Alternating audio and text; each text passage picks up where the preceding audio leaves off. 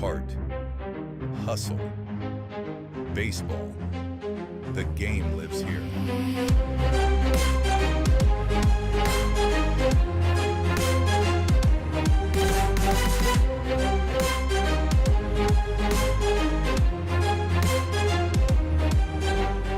This is Pioneer League. Watch on home TV.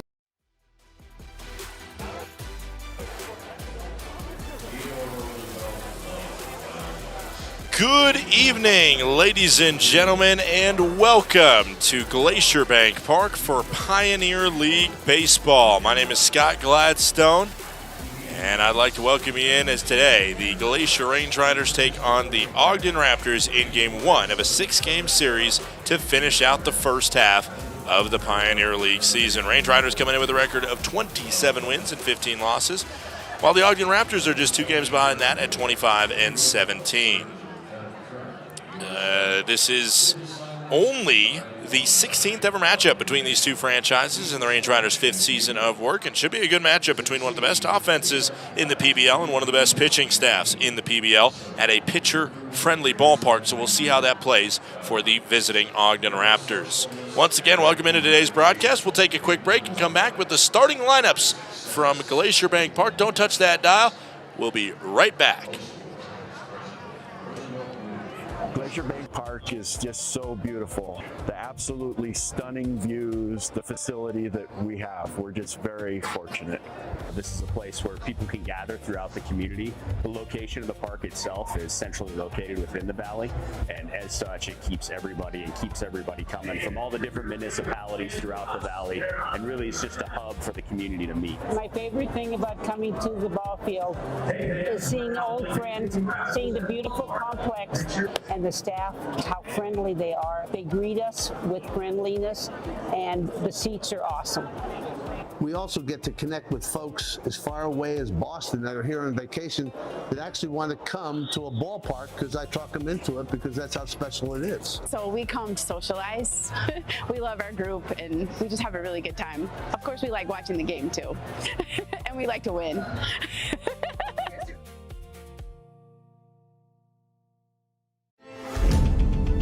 Numbness and tingling in the hand can make you lose your grip. Hi, I'm Dr. Nate Fogel. I'm an orthopedic surgeon and hand specialist here at Logan Health. Repetitive actions can lead to a condition called carpal tunnel. Left untreated, these symptoms can interfere with your daily life. Our fellowship-trained hand surgeons offer patient-specific care to help you regain control. Here's to getting a grip on life.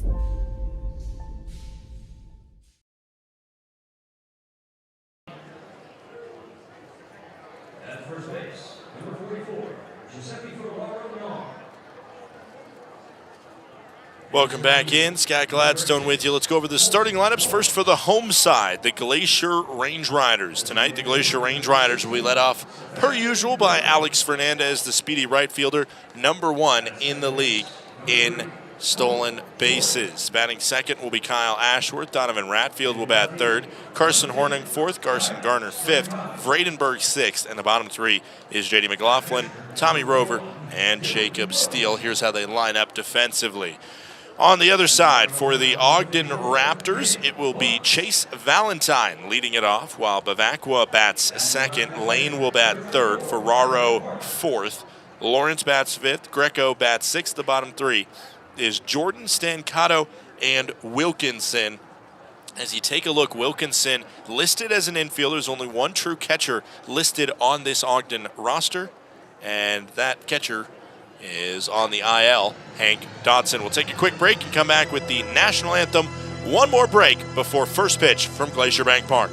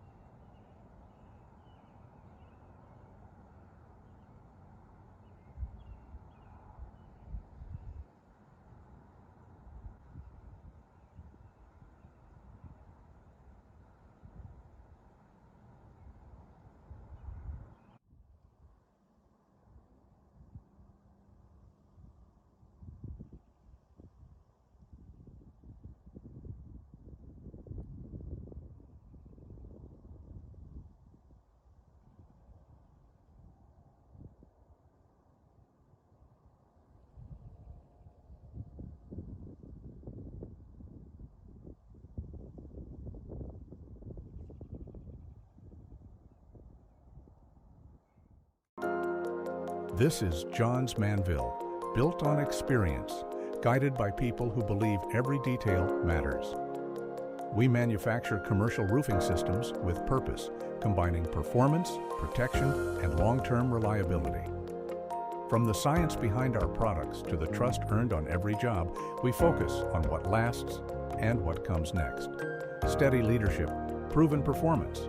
Johns Manville Commercial Roofing Systems.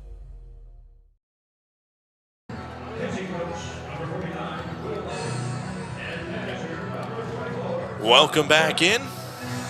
The lineups are just about ready to go as everybody is lined up. And Indy Randall, our national anthem singer, is out on the field. We will send it down field side right now with Indy to sing our national anthem. He now resides on the outskirts of Glacier National Park and recently took first place in the Flathead's Got Talent music competition. At this time, please rise if you are able and remove your hats for the singing of our national anthem. Oh, she, can you see where the dawn's early light was so proudly held at the twilight's last gleaming, whose broad stripes and bright stars through the perilous fight o'er the ramparts in watch were so gallantly streaming, and the rockets red glare, the bombs bursting in it, gave proof through the night that our flag was still there. Oh, shaders, that star-spangled banner it waved o'er the land of the free and the home of the brave. A wonderful national anthem sang here at Glacier Bank Park. And the defense for the Range Riders now fanning out into their position. Ricky Tibbett earns the start. Once again, the defense behind him is Ratfield, the catcher. Garner over at third base. Steele is the shortstop. Rover at second base. Vredenberg is the first baseman. The outfield from left to right is Ashworth, McLaughlin, and Alex Fernandez. This is a very speedy, very good outfield. They can cover a lot of grass, and they're going to need to do it against a Ogden Raptors squad who is all over the field in terms of where they can find gaps in the defense. The Raptors are first in the league in doubles. They've hit 142 this season. For comparison, the Range Riders have hit 91. 51 doubles less than this Ogden Raptors squad. Of course, they play at a higher elevation in Ogden. They play at a more hitter-friendly ballpark, so it'll be very interesting to see how the two squads match up here at Glacier Bank Park. Starting pitcher for the Glacier Range Riders, earning his first start of the year, it is Ricky Tibbett. Tibbett, a 2024 Glacier Range Rider, then went to Idaho Falls last year, had a great year but was on the injury list more than he would have liked. And then after a rough start this year in Long Beach, Tibbett was let go and came to the Glacier Range Riders. He's been solid in 4 1/3 innings to the tune of just 3 runs against in that time. A 6.23 ERA, which is nearly in line. It's actually less than Ogden. Ogden's starting pitchers ERA of 6.63. However, it's in the bottom half of the Range Riders rankings for ERA, while on the Ogden roster, it lists as the 4th best if you had a 6.23 ERA. That shows the stark contrast in pitching staffs from these two as Tippett fires it into the zone. We are underway, 6:35 p.m. right on the dot. It's a beautiful day for baseball, 84 degrees and sunny from the Flathead Valley as Chase Valentine goes in the hole 0-1. Valentine, the leadoff batter for this squad, fouls that one off, and the count goes to 0-2. Valentine batting .372, has 9 home runs, 52 RBIs. He is also right behind Alex Fernandez in terms of stolen bases. He's got 25 in this near halfway through the season mark. 1 week to go in the PBL first half. The 0-2. Called strike 3 and a challenge right away on a possible strikeout. And Valentine calls our umpire early, and the count goes to 1-2. That would have been a huge punch out on 0-2. It didn't miss by much. It was just below the zone, but dropping off a shelf, so the home plate umpire liked it. Home plate umpire, by the way, is Michael Goebel, as this one hit over to first, fielded in fair territory. The flip to Tippett is good for out number 1. That's a great job there by Vredenberg, because that ball originally bounced in foul territory and then was grabbed just in fair territory by Vredenberg, who covered the line just well enough, which is not easy to do against a right-handed bat, but clearly they were expecting him to possibly poke one the opposite way. Vredenberg got a glove to it, and then his entire body was in foul territory and flipped to Tippett covering. It's a great job as well by Tippett to recognize the fact that he might have to cover on that one and get there in the nick of time to get out the speedy leadoff man. First pitch is called a strike on the inner cut of the zone. Garrett Bavacqua stepping in. Bavacqua batting a sparkling .402, 1 home run, 21 RBIs. He will get on base. That's the MO for Bavacqua, as that one misses low and away. 1 ball and 1 strike.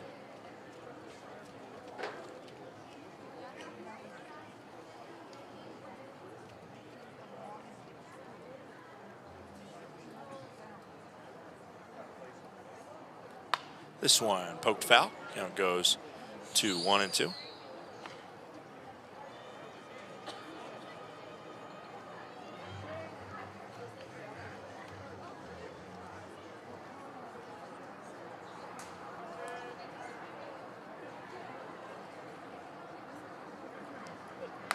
Fouled off again.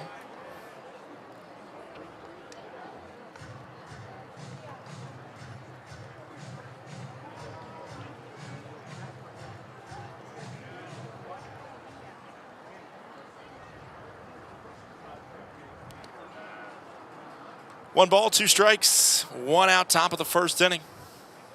Swing and a miss. Tippett punches out Bavacqua, and there is 2 gone in the top of the first inning. Range Riders rocking the home white uniforms on this Tuesday evening. White tops, white bottoms, green hats. They also got green Range Riders across the front, red numbering on the front, while it's green numbering on the back. On the other side, it's the blue camo tops with gray pants from the Ogden Raptors. In white across the front, it says Ogden, representing their hometown. First pitch in, fouled off. Often you'll see road uniforms. They have the location, the place of the team listed across the front, because that's what away fans are most preoccupied with. Hey, where is this team from? I believe that's the main origins, as this one fouled off by Carmine Lane. The count goes to 0-2. Lane, a .393 batter this year, has 5 home runs, 47 RBIs. You will see very different numbers from the Ogden lineup as from the Glacier lineup. They have both found ways to be successful, but have done it in very different ways. As the 0-2 pitch, 2 outs, comes in from Tippett to Lane. Up the middle, outstretch from Steele, but he can't get to it. 2-out single by Carmine Lane, and up steps Gio Ferraro. Technically full name Gio Ferraro Nar, but I believe, according to the pronunciation guide, it just has Gio Ferraro there. So for the most part, I will refer to him as Ferraro. If family out there is wanting full pronunciation, feel free to let me know. But I'm just going off what the roster seems to prefer. Runner on first now in Carmine Lane, as this first pitch splashes the strike zone to Ferraro Nar. Nar's one of the power hitters that is in the clog part of this lineup, 4, 5, and 6. Ferraro Nar has 10 home runs, while Lawrence has 12, and Greco has 10 as well. 3 straight double-digit home run figures. A 1 pitch coming in. Swing and a miss as he blew it by him at 90 miles per hour. Count goes to 0-2. Carmine Lane over there on first base has 6 steals. 0-2, 2-out pitch after a 2-out single by Carmine Lane. The 0-2 pitch home. Swing and a miss. A punch out on a fastball up and in at 91. Got him on 3 pitches. Good morning, good afternoon, and good night. The Range Riders send it to the bottom of the first. It's 0-0 with the Raptors.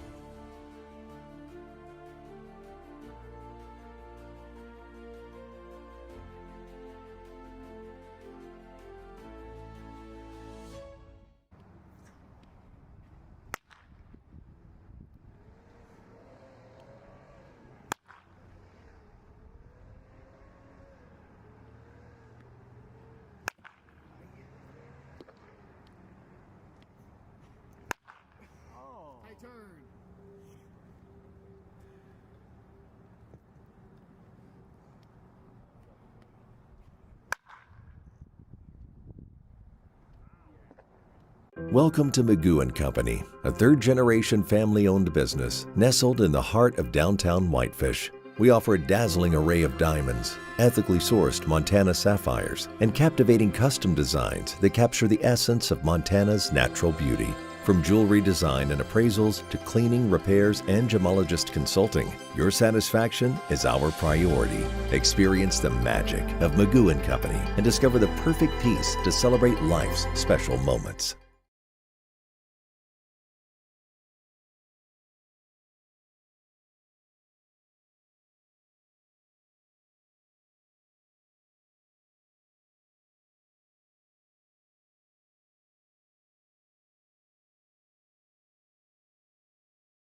Ferraro at first. The outfield from left to right is Stancato, Lawrence, and Bavacqua for this Ogden Raptors squad. Alex Fernandez leading it off. Fernandez, Ashworth, Ratfield, Horningarn of Radenburg, McLaughlin, Rover, Steele. That's the quick reminder of the starting 9 and the order for the Glacier Range Riders, as the first pitch from Caleb Bunch is cut on and missed. Caught way out in front of that one, Fernandez. As you can expect, a little bit in the early going of getting to feel out a pitcher. Sometimes you get fooled. Swing and a miss, same pitch. That one dropped below the zone. Count goes to 0-2. Caleb Bunch, former Baylor Bear, also spent time at Northwestern State as well as Ranger College, a JUCO in Ranger, Texas. Finished out his career this spring at a 3.48 ERA with Baylor and 7 saves, appearing 23 times out of the pen. Now a starter, which was not a common place he was used. Last time he was a starter was the summer of 2024 when he started 5 games for the Thunder Bay Border Cats in the Northwoods League. That was his second summer in Thunder Bay, Canada, where he pitched 29 1/3 innings in the summer of 2023 and 26 2/3 innings summer 2024. And then over the last 2 years, pitched about 80 innings for the Baylor Bears. That one misses in the dirt to Alex Fernandez. Fernandez on the season batting .351. He is the second highest batting average. No, make that third highest batting average on the team right now for the Range Riders. Radenburg on less at-bats is above him right now. Ball upstairs. Count goes to 2-2. Fernandez, top stolen base guy in the league. 30 swipes in 22 games. Only 20 games started. That is a staggering pace. Valentine, who I said was up there, there's a swing and a miss and a rare strikeout of Fernandez. One gone, bottom of the first. Valentine has played twice the amount of games that Fernandez has had. and has a very good number of 25 stolen bases. But that just shows you the speedy prowess. The thing about Fernandez, he also has found a way on base a ton. It's an on-base percentage of .524 for him. Ashworth, stepping up right now, has an on-base percentage of .523. First pitch, called a strike, count goes to 0-1.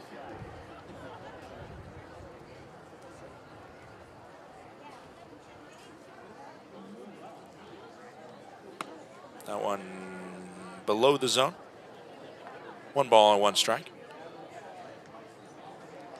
Dylan Wilkinson, the man behind the plate, is obviously doing the catching as that one catches the outside. He's listed as an infielder. The last registered catching appearance I have for him was the spring of 2021 for UMBC when he caught 1 game for UMBC. This one up the middle, through for a base knock. Ashworth aboard on first, and a speedy base runner for the Glacier Range Riders. He has 17 swipes on the season. So we will see if they test Wilkinson now. Wilkinson, of course, I don't have defensive statistics for what he played last year for Ogden in 61 games. I don't have his start specifically for Ogden in 2025. This one sent sky high. Dangerous spot here, running in a long way and making the grab is Lawrence. He was backed up, Lawrence was. But he just had enough time as that one hung up in the air way too high. Got an exit angle of over 55 degrees off the bat of Ratfield. 1 pitch, 1 out. So that deceiving breaking ball that got Fernandez to swing and miss a couple times. I think Ratfield might have overcorrected and got way under that one that time. Carson Hornung steps in. First pitch downstairs, count goes to 1-0 on the season this year. Caleb Bunch has a 6.63 ERA, his 5th start of the year. He has 19 strikeouts, now 20 in 19 2/3 innings of work, if you factor in the 2/3 of an inning he has today. That's a called strike. Good placement on that one. Count goes to 1-1. Big scheme of things right now, the Ogden Raptors and the Range Riders are both technically still alive, mathematically alive in the playoff hunt. Ashworth on first base, still doesn't go. That one skips in. Wilkinson checks on him. Wilkinson seems comfortable enough right now, but I am fascinated to see when the Range Riders test him and how successfully it could go. That one downstairs as well. He's been able to block that. Clearly, they've done work with him. It's not like they're just, drawing straws and sending a guy out there out of the pen. 3 balls, 1 strike, 2 outs. Bottom of the first inning. This one ripped over to the right side. And it was shot out of a cannon for Hornung at 103 miles per hour. So it's going to be a base knock, and Ashworth will hold at second base. Range Riders third baseman Carson Garner steps up now. 2 outs, bottom of the first inning.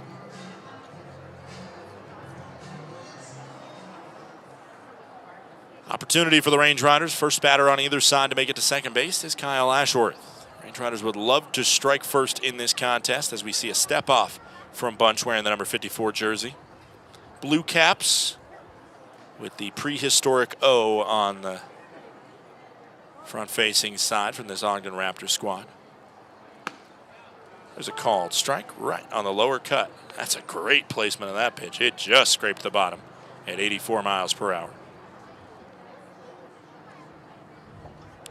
0-1, 2 outs. Bottom of the first inning. Ashworth on second, Hornung on first. Garner watches that one off the plate. Count goes to 1-1. This is a Ogden Raptors pitching staff which walks the 5th most players in the league, and a Range Riders staff that draws the most walks in the league. So keep an eye out for the base on balls numbers. That could decide this series. 1-1 pitch. Bluffed the bat, thought about it, but it's a called strike. Right at the top part of the zone, 85 miles per hour. 1 ball, 2 strikes, 2 outs. 20th pitch of the inning from Caleb Bunch into Carson Garner.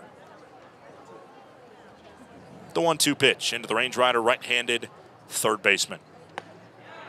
Outside. Pretty far out there.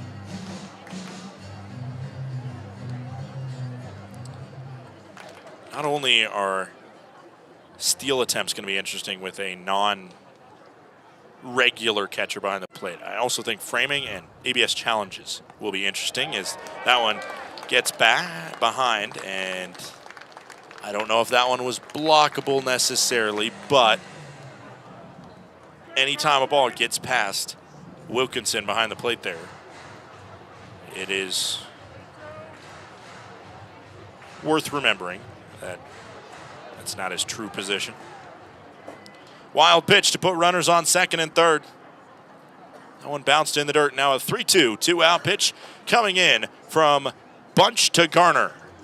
Fouled off. Garner stays alive. This is a quality at-bat from Garner.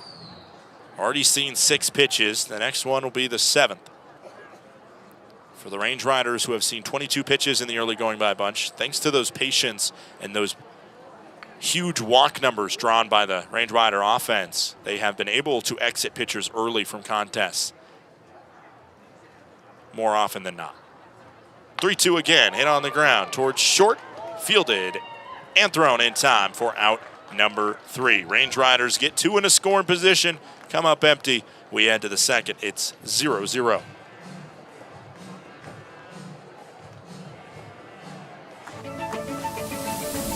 When injuries occur, it can feel like your goals are out of reach.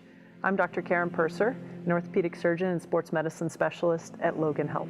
If you injure a joint, muscle, or bone, our orthopedics and sports medicine specialists are here to help.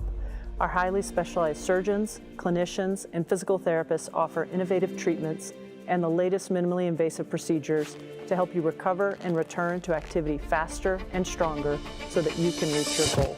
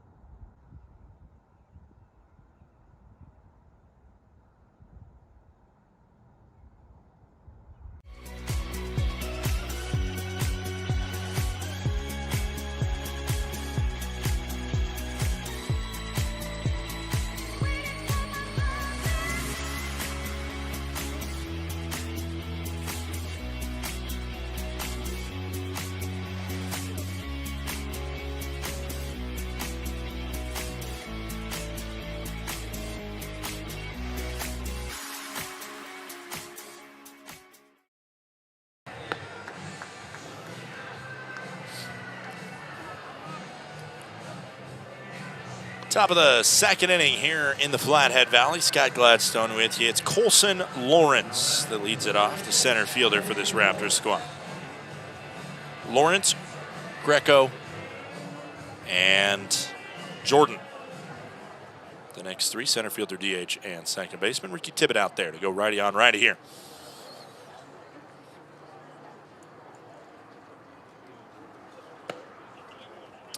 1-0 count. For those Ogden Raptors fans who are tuning in on HTN, want to let you know as well, we're also streaming for free on YouTube. That's what the Glacier Range Riders are doing for all 96 games this year. So feel free to just know that for the rest of the year, as this one, or the rest of the series, as that one's downstairs. Count goes to 2-0. Feel free to tune in, whatever's easiest for you. YouTube, Home Team Network, our friends over there, or as well on the Go Range Riders app, where we're streaming audio as well as video. Fouled off, count goes to 2-1. On the season, Colson Lawrence is batting .426 at his second on the team. 12 home runs, 58 RBIs. He has been demolishing baseballs, the center fielder.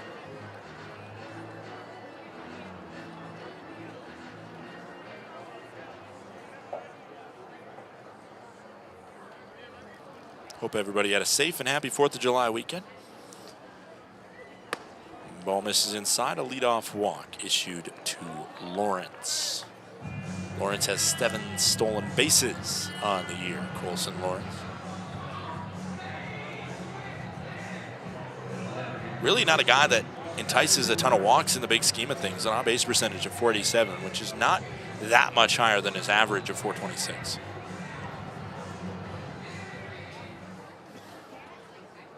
Sebastian Greco steps up. Designated hitter Greco.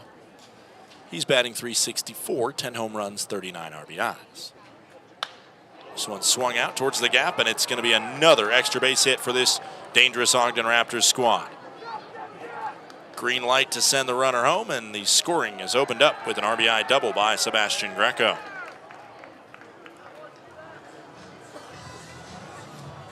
League leading 143rd double of the year for this Ogden Raptors squad. So dangerous in terms of being able to find the gap, and they do it once again. First run scored across the Pioneer League tonight is that RBI double as the second baseman Cole Jordan steps in. Jordan batting .339, 9 home runs, 46 RBIs.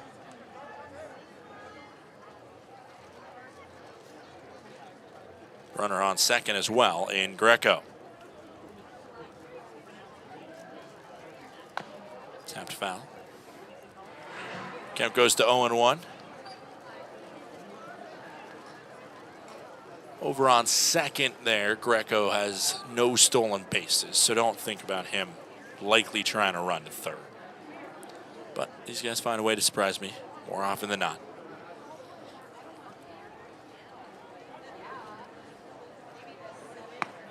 Pitch misses inside. Leadoff walk comes around to score.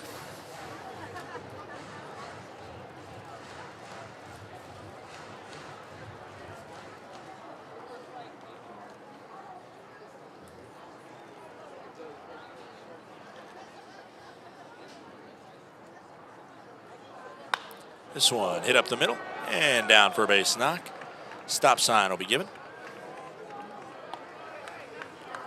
as Greco had to wait for a moment, but it's 2 straight hits after that leadoff walk.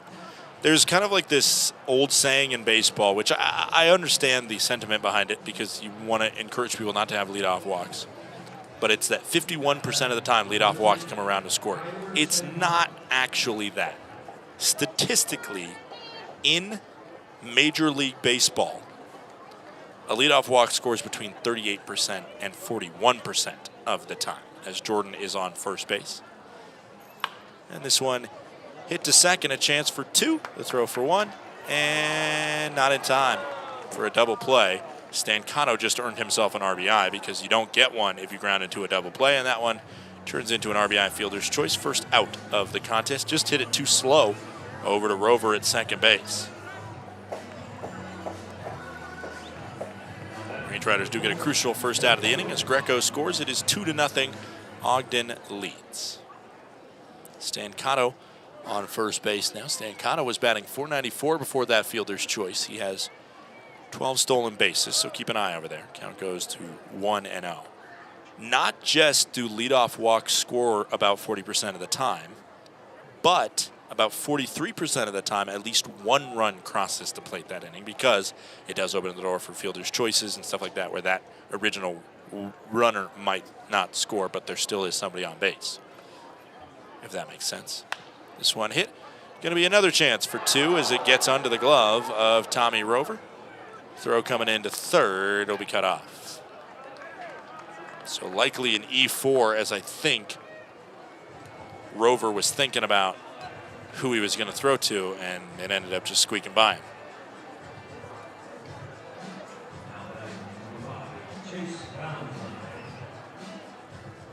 Flip over the lineup card to the top half of the order. Now we can start talking more about these guys now that we've got their original kind of numbers out of the way.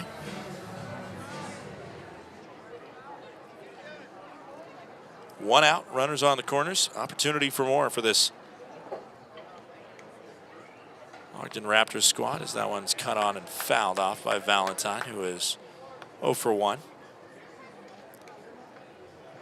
Chase Valentine, former affiliated guy, spent his time in the San Diego Padres organization, originally from Phoenix, Arizona. Went to Central Arizona College, and I'll have to figure out if he overlapped at all. I don't think he did. I think he was there before. As this one is a chance for 2, fielded for 1. The throw to first is in time. Got him. 6-4-3 double play. Good job by Rover on a turn to make up for the error that he had just a moment ago. It is Range Riders 0 and the Raptors 2 after they score twice this inning.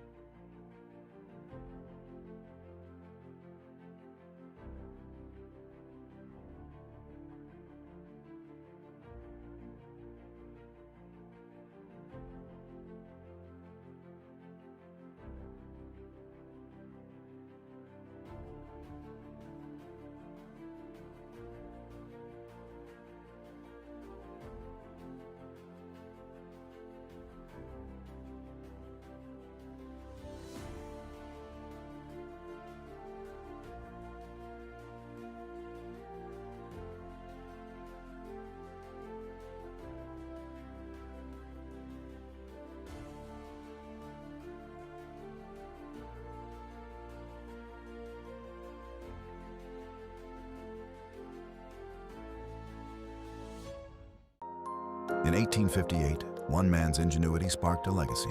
When Henry Ward Johns set out to rethink roofing, he built something that would last.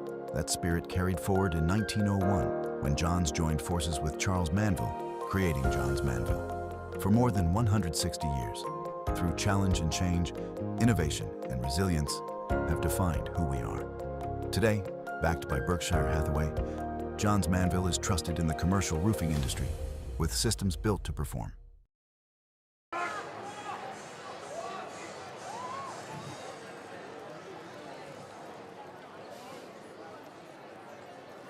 Welcome back in. Brock Vredenberg leads it off against Caleb Bunch. First pitch delivered into the zone. Count goes to 0-1. The biggest thing this Raptors squad really looks for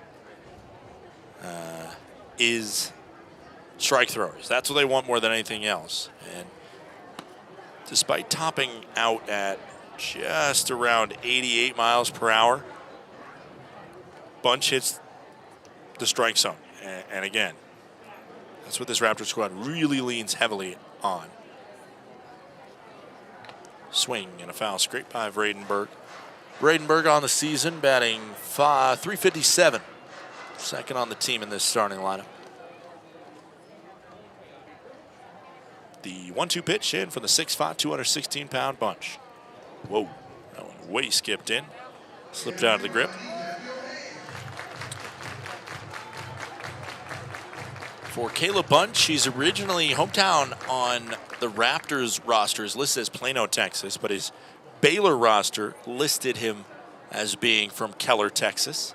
Same hometown as Range Rider relief pitcher Jacob Hasty.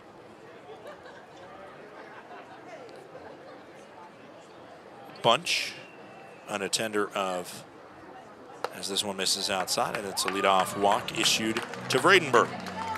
Right after I talk about how he's a strike thrower.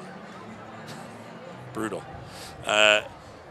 Caleb Bunch went to Covenant Christian Academy for his prep career, while Jacob Hasty went to Liberty Christian High School.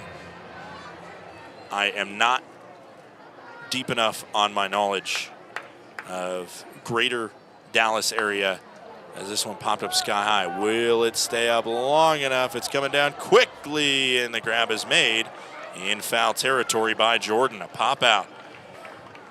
You can see the specialty ability that Bunch has to entice those pop outs and get guys to swing under it.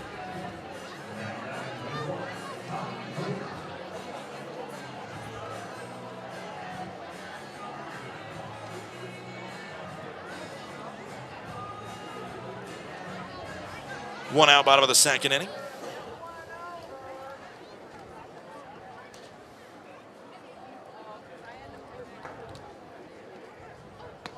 There's a flinch of the bat. Did he go? Nobody asked. Count goes to 1-0. About 30 minutes away from each other, Liberty Christian and Covenant Christian. Where Bunch went, and Liberty Christian where Hasty went. You got to feel that they've faced off against each other, but who's to say?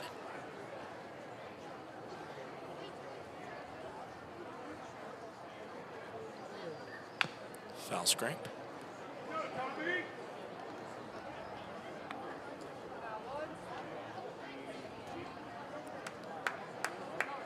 I mean, they would have played right around the same time. So there's probably some at least knowledge of each other. Swing and a miss as Rover punched out. 2 gone, bottom of the second. Vradenburg on first. A 2-0 game here. Ogden leads.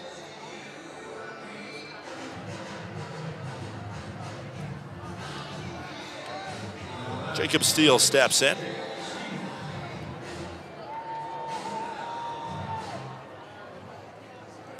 Range Riders shortstop out of Central Missouri, D2 runner-up last spring with the Mules. Vradenburg on first after the leadoff walk. And the first pitch skips in. Count goes to 1-0. Vradenburg over there does have 1 stolen base. There is 1 Range Rider in the starting lineup that has 0, and that is the catcher, Donovan Ratfield. That one taken upstairs, just upstairs for ball 2. Big games in terms of the playoff hunt for both these squads. A loss by Ogden, they are for sure out. A loss by the Range Riders, they are out if Long Beach and Billings win.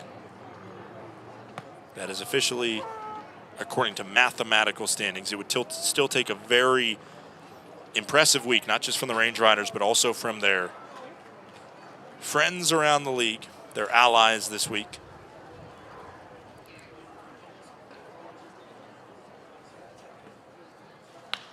This one up the middle, base knock.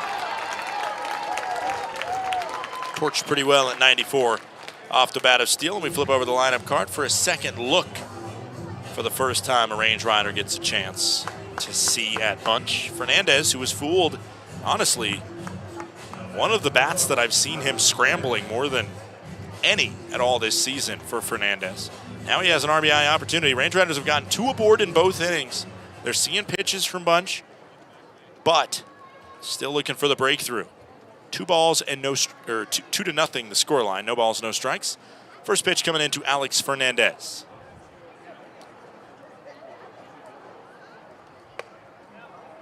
That one called the ball. Missed just up and away. Count goes to 1-0.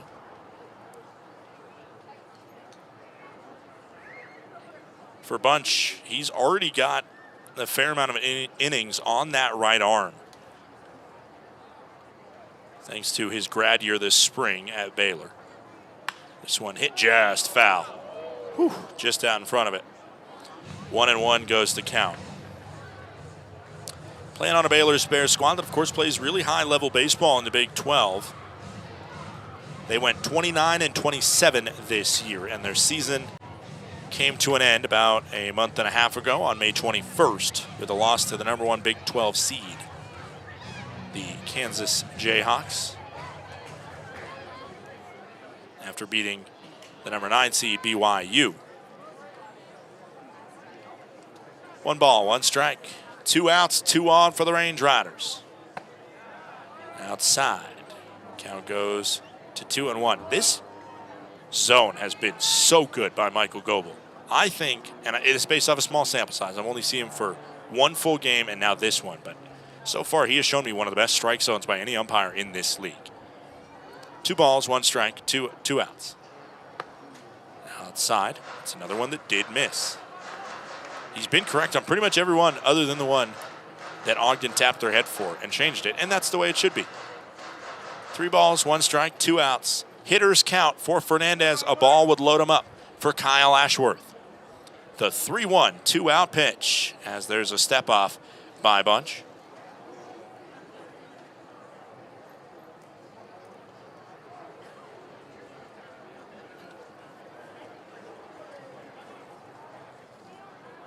One floats in, called a strike right down the plate.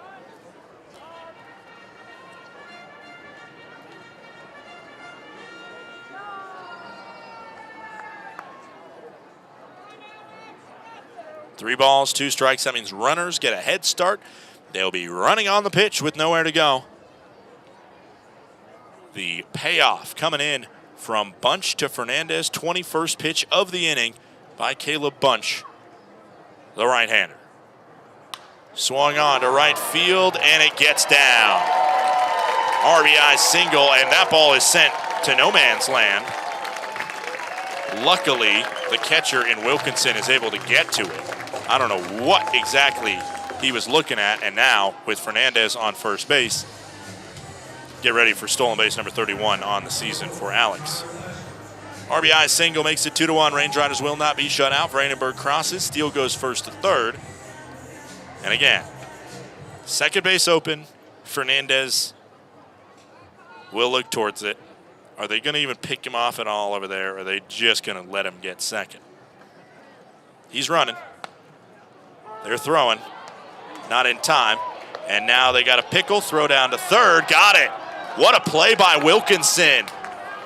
You got to shout out the catcher playing in maybe an uncomfortable position back there, but that play does go down as a stolen base, I think, for Fernandez, because he was in there safely and then eventually caught stealing over at third base. The Range Riders get one, but a flub on the base paths by Steele and Fernandez, and the Range Riders make that all she wrote. It's 2-1 as we head to the third.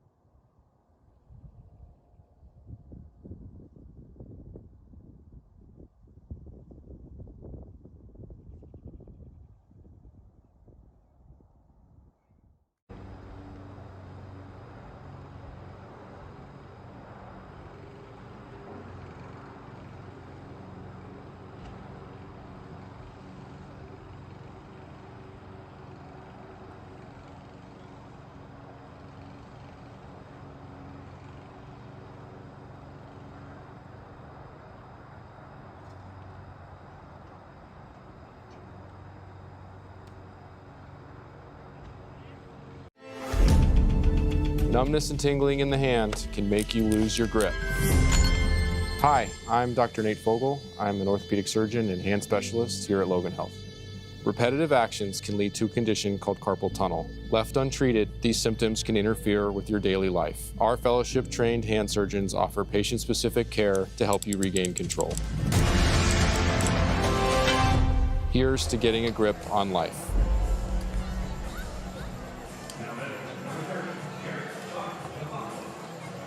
It's the top of the third inning. Ogden leads Glacier 2-1 here in the most beautiful setting for professional baseball. These two squads are, I think, 1 and 2, and it's your decision what order you want to put them in for the most picturesque ballparks in this league and some of the most picturesque ballparks in really all of professional baseball, period. Once you get to the MLB level, as that one misses low and away, the picturesque usually becomes more city skyline that you're looking at rather than the natural beauty. 1-1 pitch outside to Bavacqua. So it's hard to even, it's kind of apples and oranges when you think about the beauty of a park. 2 balls, 1 strike, nobody out. Top of the third inning. In the zone. 2-2. It's a good frame there by Ratfield. And it's another borderline pitch that just scraped the zone. That got called a strike correctly by our home plate umpire. 2-2. Up the middle and through for a leadoff single. So far, if you look at last inning and the start of this one with the nice base knock there, this Ogden Raptors squad has been as advertised. Carmine Lane steps up. A unique thing that this Ogden squad does, which is not necessarily standard. I mean, it's not standard at all across minor league baseball, across independent partner league baseball, but they do, as this one's a chance for two. Steele will tap the bag himself and throw low. Good scoop by Bradenberg at first there. It's a 6-3 double play. Steele with a nice field and toss to make up for the base running error that he was at the center of last inning. But like I was saying, and now you can't see it anymore, so it's kind of out the window, but they have a C stitched into the chest of Carmine Lane to signify that he is the captain of this squad, which again is pretty rare. They also, I don't know if they have them this season, but they usually have had jerseys in the past with last names on the back of them, which is super rare any level outside of the MLB, just because that's a lot of essentially kind of logistical trickiness that is not necessarily afforded by minor league teams. There's a swing and a miss. There's a lot of roster changing and everything like that. Carmine Lane, in his second year as a member of this Ogden Raptors squad, he played 95 games last year, hit .352, so makes sense why he would be seen as one of the leaders. 1-2 pitch, popped up, right field. Fernandez easily going to be able to get there, and in foul territory makes the grab for out number 3. Flips the souvenir to the fans. Oh, it was not handled cleanly, and now a dog pile. That's a tough one. That is a tough one. Kid couldn't adjust to it. We head to the bottom of the third. It's 2-1. Range Riders use a double play to face the minimum that inning.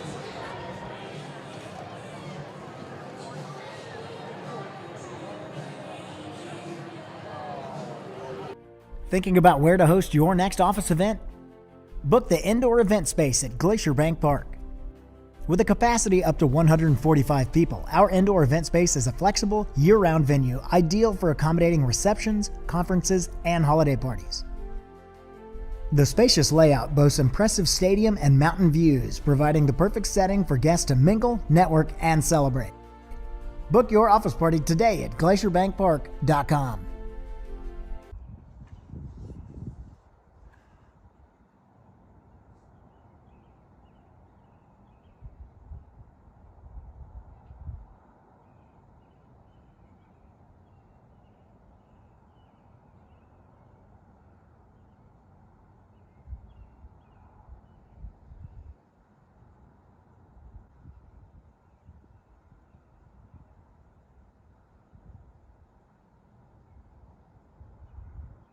Innovation has always been at the core of Johns Manville. From advanced testing labs to real-world job sites, we rethink what roofing can deliver.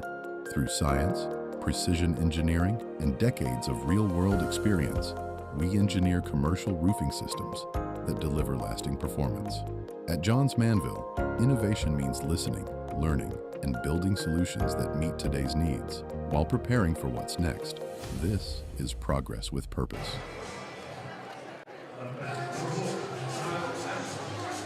Welcome up. It is Kyle Ashworth to lead us off here in the bottom of the third inning. Scott Gladstone with you. So happy you decided to spend your Tuesday evening with me, as that one called the ball just below the zone. Our umpire is on it. Does he have the strike zone in his pocket? This is absurd.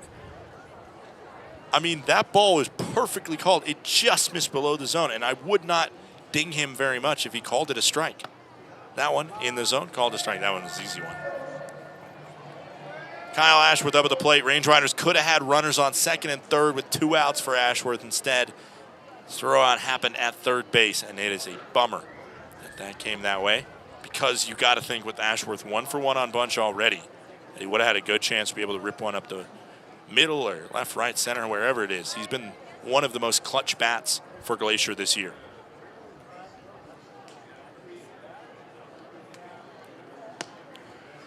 down low, and at least with the on-base percentage sitting at .523, he has a good chance to get on no matter what the actual protocol is.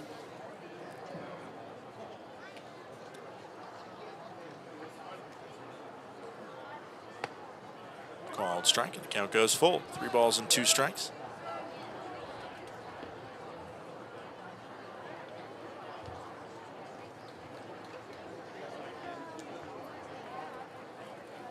Three-two. Tapper up and over Bunch's head. That's in an awkward spot. Field and not in time. Not a lot of guys are probably going to beat that out because Valentine made as good of a play as he could on it, but just leaked over the head of Bunch, and the charging Valentine not able to get there to get out the speedy Kyle Ashworth. Up comes Donnie Rat. Fly out to center field. Popped out on the first pitch of the at-bat, his first time up, so we'll be looking to maybe see a few more pitches from Bunch. Skips in. Count goes to 1-0. Ashworth got to first last time, did not test the arm of Wilkinson. And for the fact that I'm essentially kind of not calling out Wilkinson, but calling attention to the fact that he is not a regular catcher. The way they handled that double steal attempt and a possible Little League double steal from Fernandez and Fernandez and Steele was just about as well as you could have asked. Make that throw out to second. He wasn't going to get Fernandez, but make it on target. And I think that was the hope maybe that Steele had at third, that throw was going to be off target from a non-regular catcher. But all you can do there is just throw it and hope for exactly what happened, as he's going to have a pick throw down to first to check on him. Count goes to 3-0. And when that happens, if you're on the base paths and you're Jordan, the second baseman, throw it home to make sure you protect the plate. And then it was Wilkinson again who made an on-target, on-time throw to third to be able to get the out. The Range Riders tested him specifically, and he answered and passed that test with flying colors. That, however, was not a A-plus at-bat fired in there from Bunch, as it's a 4-pitch walk. Third inning here, Range Riders in the third innings this year. That's the one they've been dominated by opponents. They have a -19 run differential this season in the third. One of 2 innings that they are over -10 in run differential. Like, they've had 10 or more runs scored on them in that inning. The third and the 7th, those are the 2 ones to look out for. As squaring a bunt and popping it down is Hornung. Hornung has not been asked to sacrifice bunt very often, and it maybe showed itself there. Hornung, one of the better bats on this Range Riders squad, and he does have 1 sacrifice bunt on the year. Range Riders have warm-ups going on in the pen, as that one skips in and then goes up in the air, has no idea where it is, and Ashworth will play it safe. Range Riders one time tried to score from third on a wild pitch, and there was a close play at the plate. McLaughlin went for it and nearly got it, but it was one of the Coronado twins of the Red Pocket Mobiles that ended up getting the tag down and then standing over him in a joyous celebration. 1 ball, 1 strike. Now the sacrifice is off the board because you did the job of getting guys to second and third. Hornung just wants to make contact, and it'll likely be a tie game. And he made contact, and it's not a tie game because you also got to make contact in fair ball, in fair territory. I should have added that important secondary necessity. With runners in scoring position this season, Carson Hornung is 13 for 51. That is a .255 batting average with runners in scoring position. In terms of active players, it's hard to get higher than what Donovan Ratfield has done. He's batting .350 with runners in scoring position, way higher than the Range Riders' .275 batting average in those situations. This one flared foul. Count stays 1-2 for Hornung, who has a base knock through the right side.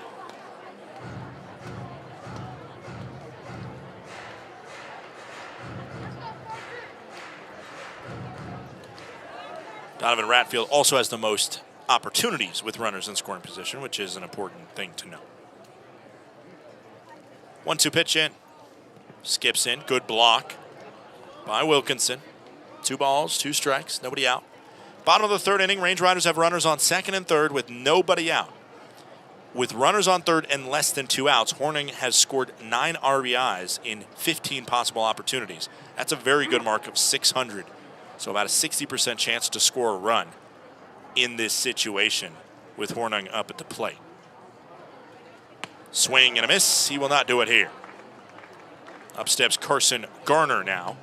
Garner in these type of situations, because he has a runner on 3rd and less than 2 outs, he has scored 13 RBIs in 23 total opportunities. That's a clip a little bit below Hornung at 565, but still above the Range Riders' average of 530.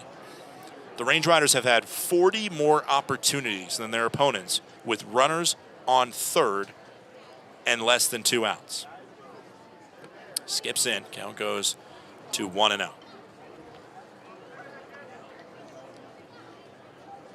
The one player who's really struggled with it, Jake Millen. He's only scored RBIs 19% of the time. The best Range Rider at scoring runs is Collins, who in limited opportunities, 9 opportunities, he scored a run 78% of the time with a runner on 3rd and less than 2 outs. Has made contact very well in those moments. Again, the Range Riders on average have scored a run in this opportunity 53% of the time. You want that to be much higher in general, but it is what it is. The 1-0. That one called the ball. Good call by our home plate umpire. Count goes to 3-0 actually. Garner is 0 for 1. He has a ground out to short. If he was able to do that here, it would be good enough to score a run. The 3-0 count. We'll see how the approach comes. And it's ball 4. Vredenberg will get the bases loaded. For Brock Vredenberg, this is just his 3rd opportunity with the bases loaded this year. And he's 1 for 3. That one was a big grand slam of the right field fence.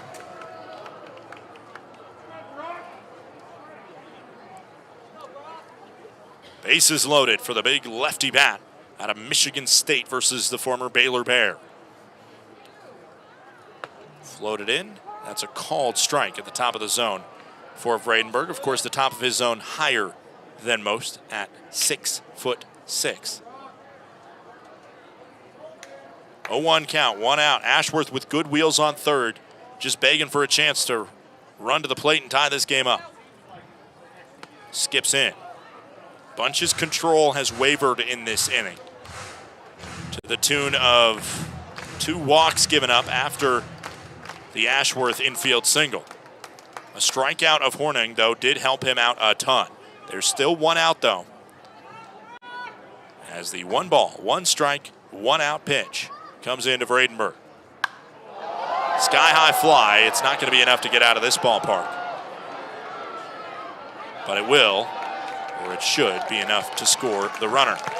Sacrifice fly from Brock Vredenberg, pushed it 342 feet, and I'm loving the crowd we got tonight because that was a hefty, hefty applause, understanding the situation and saying, at least get 1 run across, and that's exactly what happened. Range Riders score to make it 2-2, a tie game. Ratfield tags up to 3rd, just in case we have a wild pitch. That's why that matters.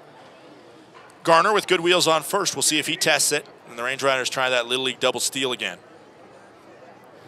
Garner's got double-digit stolen bases, and he's, oh, I thought he was about to run. Ball outside. Count goes to 1-0 for J.D. McLaughlin, who popped out in foul territory his first time up. J.D. with runners in scoring position this year. He's batting .220. On the season, J.D.'s batting .275. It's outside. Ooh, that's the first miss by our home plate umpire since that ABS overturnment. But I will say that Wilkinson did not frame that because he was checking on the runner at third.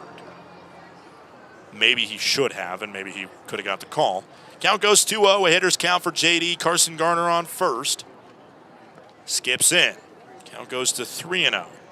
The other thing about that caught stealing in the Little League double steal that ended the last inning is that because that throw did come into second, if there was no throw made by Wilkinson, the Range Riders would have got the script that, okay, they are fine with us taking second in this situation, so let's just keep doing it. Now that they know that the throw's coming, there's going to be a little bit more of a hesitation. The 3-0 pitch in. Taken for ball 4. Ooh, whoa. I think that was a miss. That one was missed.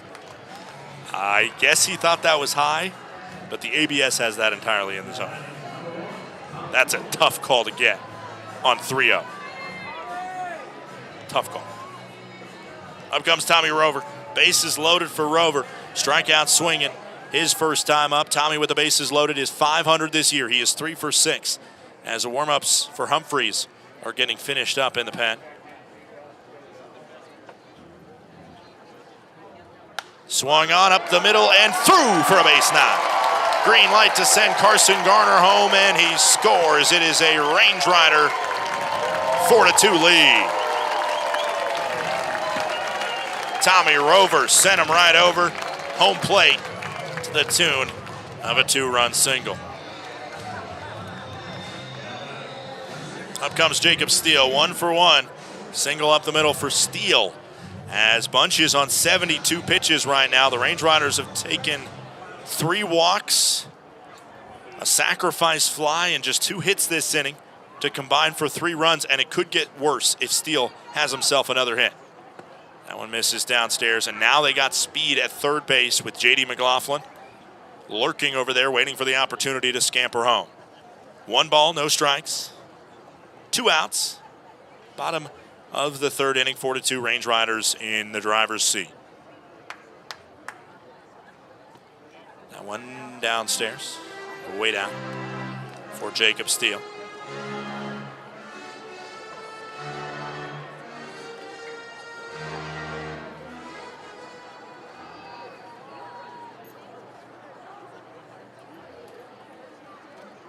A 2-0 pitch into Steele with Rover running, and they're going to give him second base as clean as you'd like.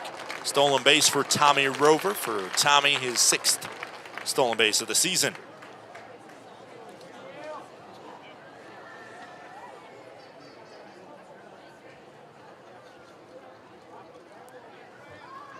The 3-0 pitch in. And it skips in, gets by.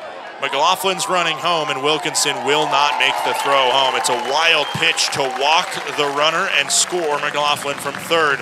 That is maybe a stolen run there for McLaughlin. The recognition that Wilkinson is not going to be as comfortable going to grab that, throwing off the mask, and firing home, because it looked like Wilkinson could have made the try for it, but he probably didn't want to throw it beyond his pitcher to no man's land and then have Rover be able to score from third. Conversation happening on the mound right now as 76 pitches thrown by Bunch, and they just got to get somebody warm. And it does look like somebody has thrown on the catcher's gear. I do not know who their bullpen catcher is right now because they don't even have a starting catcher that is necessarily used to being behind the backstop. So we'll see. Somebody's back over there. I'm assuming it's just either that Hank Dodson is okay enough to catch, but not okay enough to bat and play and risk, everything else that comes with playing in an active game. Or that it's a pitcher, like an off-day starter, that is there. But we'll see if whoever it is gets into a full crouch behind home. Lefty warming up in the pen right now. Humphreys has to deal with kind of this awkwardness of waiting for a long time because the second out was recorded all the way back on the sacrifice fly by Bradenburg. Since then, there's been a walk, a single, and a walk, and the lineup card is flipped over. Now Steele on first base. How long before he runs? Bunt squared down the left side, and it's foul. I like a little cheeky bunt opportunity, especially when the defense is on the ropes. Maybe they just are completely not expecting it, and you're able to get a run from it. And it's also nice because Rover can figure out himself, hey, do I want to run on this home? Or if he's not forced to go, then he can scamper back to third. 0-1 count, runners on the corners. 2 outs, 5-2 Range Rider lead here in the Flathead Valley, Glacier Bank Park. Steele with good wheels on first. I think there's a chance he starts to run at some point. Downstairs. I think after Wilkinson made a great play behind the plate last inning, I think right now they have him a little bit on the ropes back there. And that's why I would think a steal attempt would be a good opportunity. This one carries foul. Nobody playing protector, or nobody in their spot yet to play protector, so that could have been bad news for the bullpen catcher over there, who is still not down into a crouch. They're just playing catch. 1 ball, 2 strikes, 2 outs. This league does provide us some unique bullpen opportunities. We saw just a few weeks ago when Missoula had their starting pitcher go and catch the bullpen for the guy that was about to replace him because they had no options other than him to bullpen catch. The 1 ball, 2 strike pitch into Fernandez, swung on down the left field line. Is it going to be fair? No, foul. Fernandez fooled me on that one because he came out of the box pretty hot thinking that it might stay fair. And usually I trust the batters on how close it's going to be. It ended up going a fair amount of the way. Foul, but that's also just the type of player Fernandez is. He's never not going to play this game 2,000%. 1 ball, 2 strikes, 2 outs, bottom of the 3rd inning. Rover on third, Steele on first, 5-2 after the Range Riders have pushed 4 across in the 3rd. An inning usually that has been their enemy today is an ally. The 1 ball, 2 strike pitch, Steele running. Lifted up, backing up over near third, still backing and makes the grab. Lane looked a little sketchy under it, but is able to make the grab for out number 3 and end a fairly dismal inning that got out of control for the Raptors. 5-2, Glacier has the lead after 3.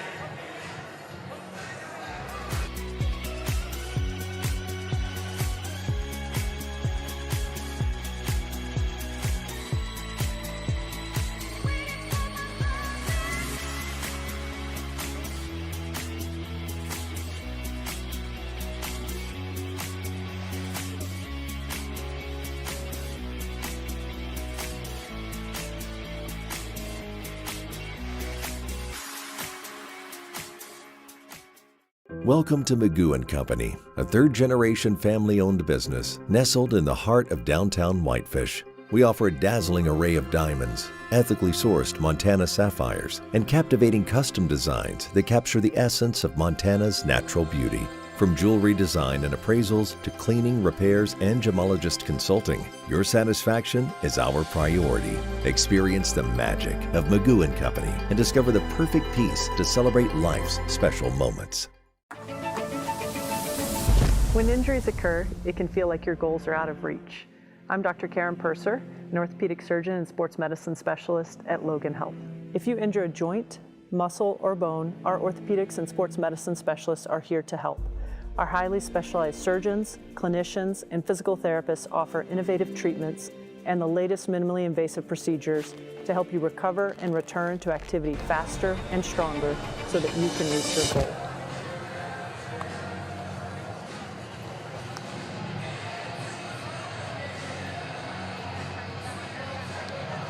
Welcome back in. New pitcher into the contest for the Glacier Range Riders. It is Ryan Humphreys. Ryan Humphreys, the left-hander out of Westmont College. Did play for Pepperdine this past spring. Did not make an appearance for Pepperdine. 5-2 scoreline. The Range Riders with the lead after 3. After it looked like Ogden had the upper hand 2 innings in, the Range Riders struck back and got to the starter for Ogden in the bottom half of the 3rd, and we'll see what they're going to end up doing.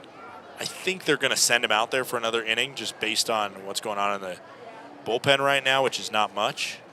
but he's on 81 pitches, and the Range Riders certainly did look like they figured him out.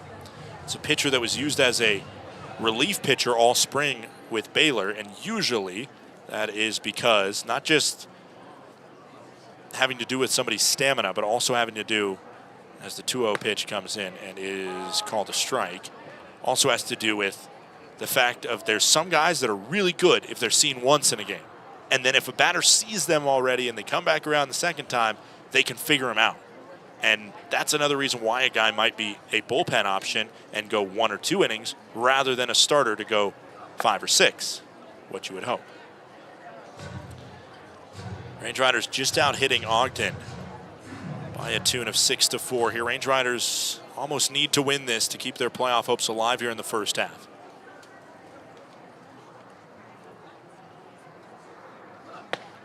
That one misses inside, and it's a leadoff walk, which the only other inning we've seen Ogden runs, it was a leadoff walk that came around to score. Went over the numbers in that inning. About 40% of the time, a leadoff walk will score. The real question, I got to see if they've done research on this, but is it more likely that a leadoff walk scores than a leadoff hit? Because that's what the Range Riders had in the bottom of the 3rd inning, was a leadoff hit. And clearly that turned into 4 runs. The leadoff walk in the top of the 2nd turned into 2. As there's a called strike right down Main Street. Ryan Humphreys this season has had a 7.20 ERA, 2 wins, 1 loss. 13th appearance for Humphreys, 20 innings pitched in total. 23 strikeouts, 24 walks. One keeps those control numbers as best as he can. Count goes to 0-2 on a foul ball.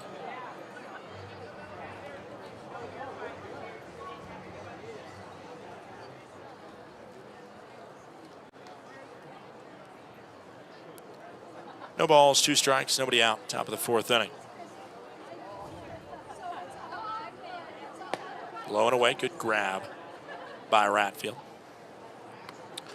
Range Riders not only are basically needing a win, but they are very passionate fans of the Red Pocket Mobiles and the Yuba Sutter Freebirds tonight.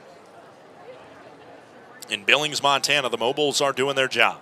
5-0, Red Pocket leads Billings, but as we know, as there's a called strike 3 and a challenge coming from Greco. Just missed outside. That's a very close call. I do not blame our home plate umpire, but I am fascinated as right now our third base coach, Evan Parker, is having a conversation with the home plate umpire. The home plate umpire took a time there. He walked over. He said, "We're not arguing balls and strikes, Evan." And then Evan continued to argue, and so I think he's getting a warning.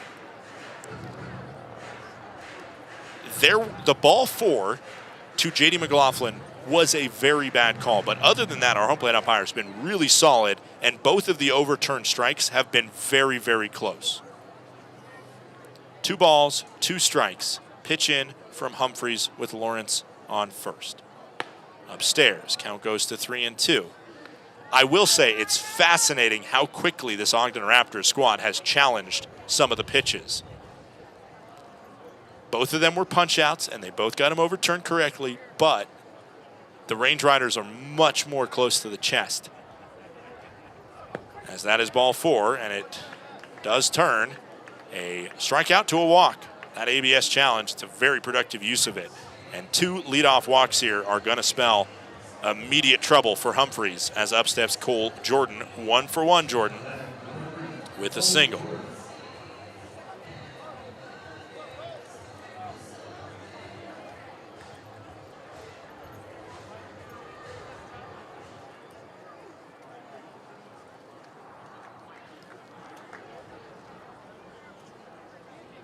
Square and a bunt. It's a perfect one. Grabbed by Garner. The throw to first. They didn't get him. A little bit offline. It's going to be a bunt single for Cole Jordan. Range Riders, I think that might have caught him a little bit off guard. Garner probably could have been up closer at third base, but that's probably just as much on managing this game from the dugout as it is from anywhere else, trying to make sure that that is something that everybody's aware of. But a leadoff walk, a second walk, and now a bunt single. And it is bases loaded, nobody out. And the Range Riders at a huge risk of allowing the Raptors to punch back after the 4-run frame by Glacier. That one called a ball. We'll see if Evan Parker argues that, as the former pitcher himself apparently is okay with the tight strike zone in that moment. 2-0. That one outside, and the count goes to 3-0. This is Kyler Stancato, the top batting average on this team, but he grounded into a fielder's choice his first time up. He's batting .494 in 29 games, 20 total starts for Stancato, 12 stolen bases as well, so he's got speed. 3-0 pitch coming in from Humphreys. And that one is mustered on the zone. 3 balls and 1 strike.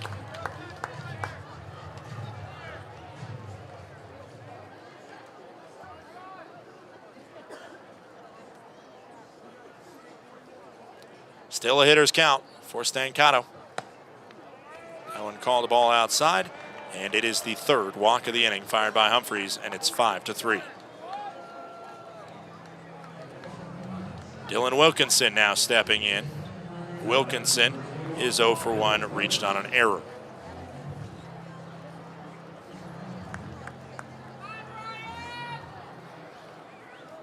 Statistically, from what I can find online, some baseball research has indicated, as that one called a strike at the top part of the zone, some baseball research has indicated that a leadoff walk might result in a slightly higher run output than a leadoff single. Obviously, a leadoff double or triple or home run, that's going to be higher statistically, as that one called the ball outside. Count goes to 1-1. It's very interesting how, because I think that's, because they're the same thing. A single and a walk are the same thing.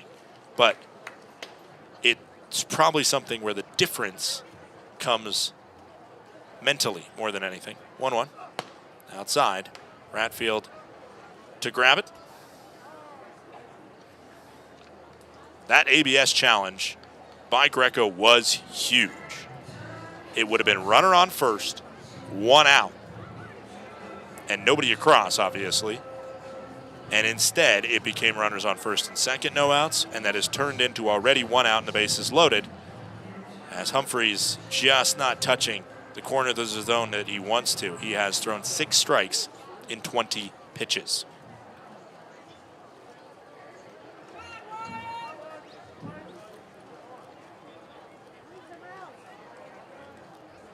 Two balls, 1 strike, nobody out, top of the 4th inning. After a quick conversation, and it misses. 3 balls, 1 strike, nobody out. Top of the 4th inning. Humphreys will fire the hitter's count into the lefty bat of Wilkinson. Swing and a foul scrape. Count goes full, 3-2. Range Riders need a punch out here. The Raptors very easily could score this game all even with a base knock. 3-2. The count into Wilkinson. This one hit, and it ramped off of the mound. The throw to first on target and in time. What a play by Steele,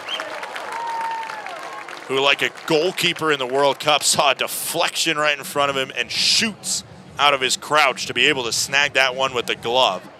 That was an expert reaction by Steele, who has just saved a possible 2 RBI single into center and gotten a crucial first out of the inning. 5-4, it's still an RBI ground out. That one came 94 off the bat of Wilkinson. Wow. This one over into left field, through for a base knock, and was hit so hard that Stancato will not have the chance to score. We are all square at 5-5, thanks to the parade of walks here in the top of the fourth.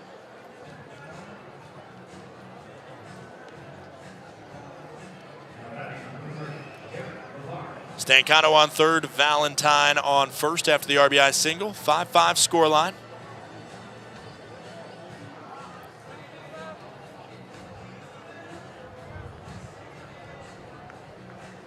Go-ahead run 90 feet away as the Raptors are threatening to answer the fourth spot by Glacier with a fourth spot of their own.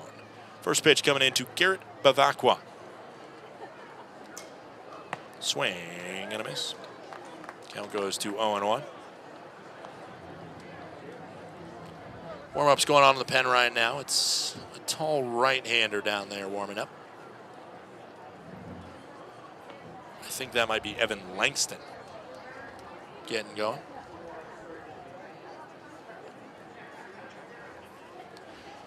Oh, 1-out pitch, all even. Down low, 1-1. The runner's going to second, and Ratfield will allow him to go there. It will be a wild pitch, not a stolen base, to reach Valentine.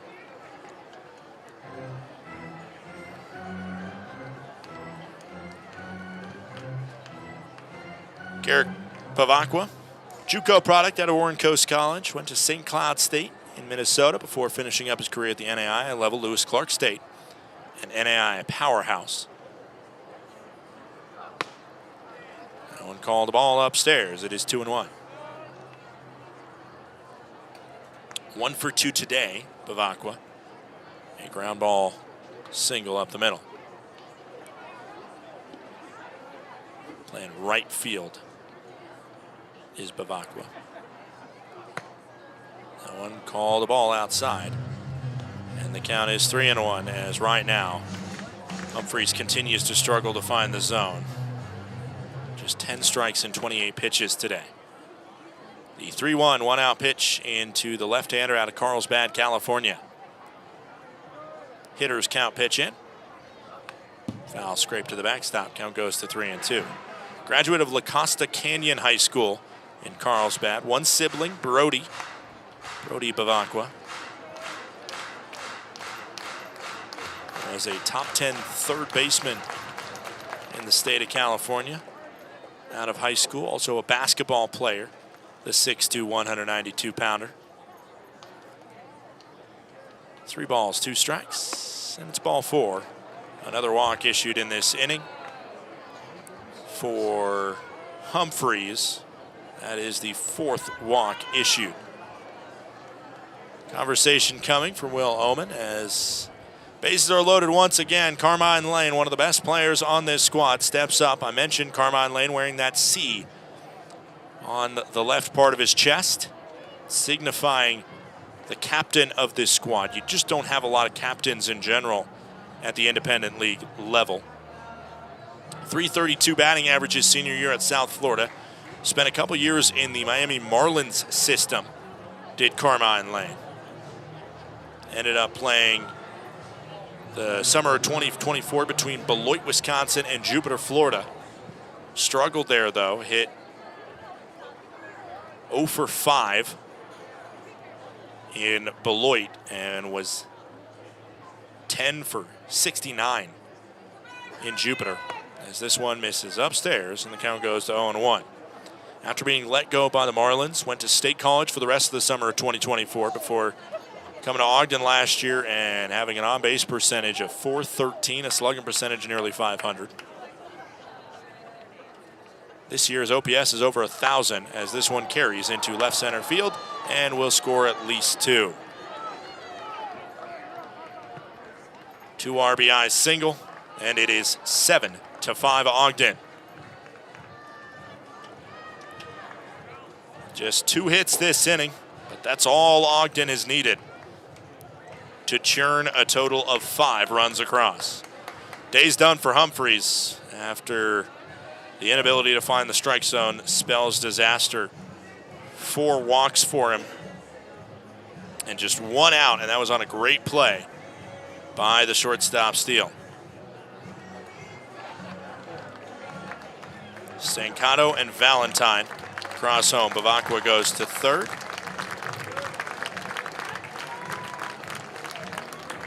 And it is Evan Langston coming out of the dugout, or the bullpen, I should say, to take over. Langston on the season, 12.2 ERA. First appearance out of the pen this year for Langston. And we'll see how he can handle this red-hot Ogden offense, who has taken an inning off every other inning. Top of the first, they went down pretty quickly. Top of the third, they went down pretty quickly. But 7 total runs from the second and the fourth inning. Range Riders offense, meanwhile, has scored 5 runs in the last 2 frames. It is Gio Ferraro that is slated to be up next. A strikeout and a pop-out for Ferraro.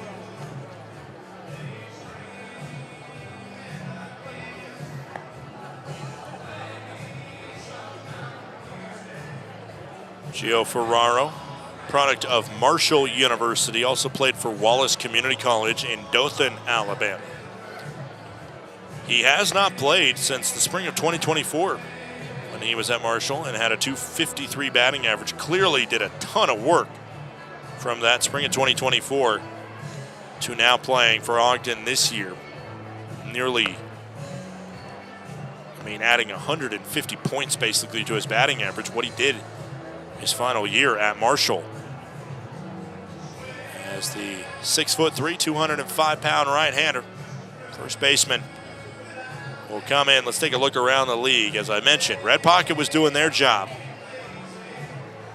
And after I update the scoreboard, they are still doing their job. Red Pocket, top of the 5th, 6-0 lead on the Billings Mustangs. However, if Glacier loses 2 games, they're toast no matter what Red Pocket and Billings does.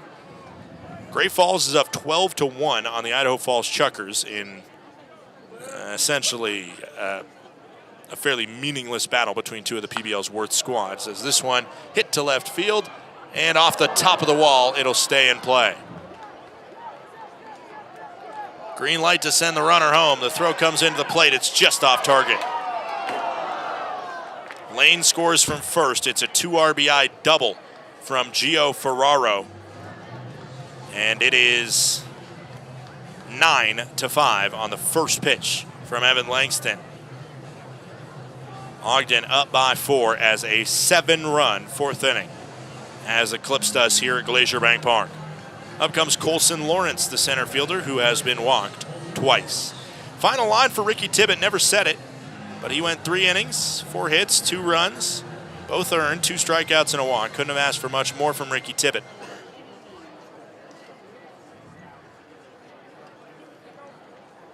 One out, top of the 4th inning, as up steps Colson Lawrence versus Langston. Nobody warming up in the pen. It will be, as this one is called a ball. Our home plate umpire is struggling with whatever that specific zone in. He's been nearly flawless everywhere else, but that one 100% in the strike zone. That's the same one that he refused to punch out J.D. McLaughlin on.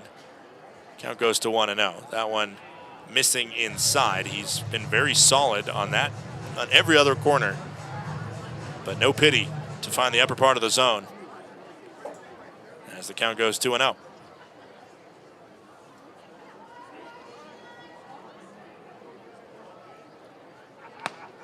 Out in front of that one.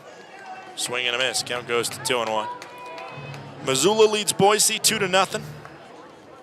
And just underway, Modesto in Oakland and Yuba Sutter in Long Beach. For Long Beach, a win and a Range Rider loss puts them into the playoffs tonight. Fouled off by Colson Lawrence.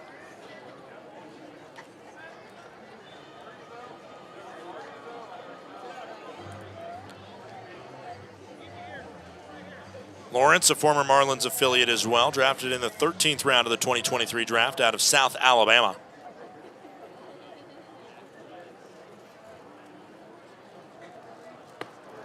Has that one up near the face. Was a two-way player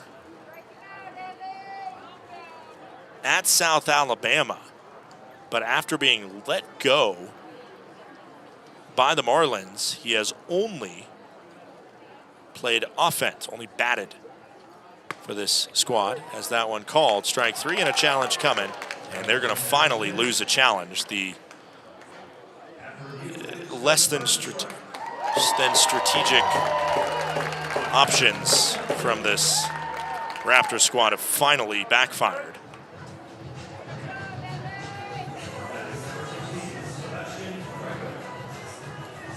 I think they have the green light to challenge on decision pitches. And again, it's worked out twice. One of them has helped lead to this crazy offensive inning. But as the man who did that earlier this inning and challenged on a pitch that he was punched out on, that one at the bottom of the zone called a strike. But you also, to me, there's just, we'll see if this is an ongoing concept from Ogden to just challenge any decision pitch where they think they didn't get punched out. As this one out to left field, coming in and making the grab is Ashworth. The long 7-run top of the 4th is over. Range Riders down by 4 and hoping to be able to get back on bunch in the bottom of the 4th. It's 9-5. Need a space that offers both a place to dine and an area to mingle in style? Book the Hideaway and Corner Suite at Glacier Bank Park. You and up to 50 guests will enjoy full catering services in the Hideaway, and incredible mountain views and comfortable furnishings in the luxury Corner Suite.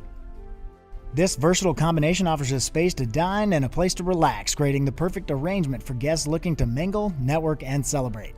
Book your office party today at glacierbankpark.com.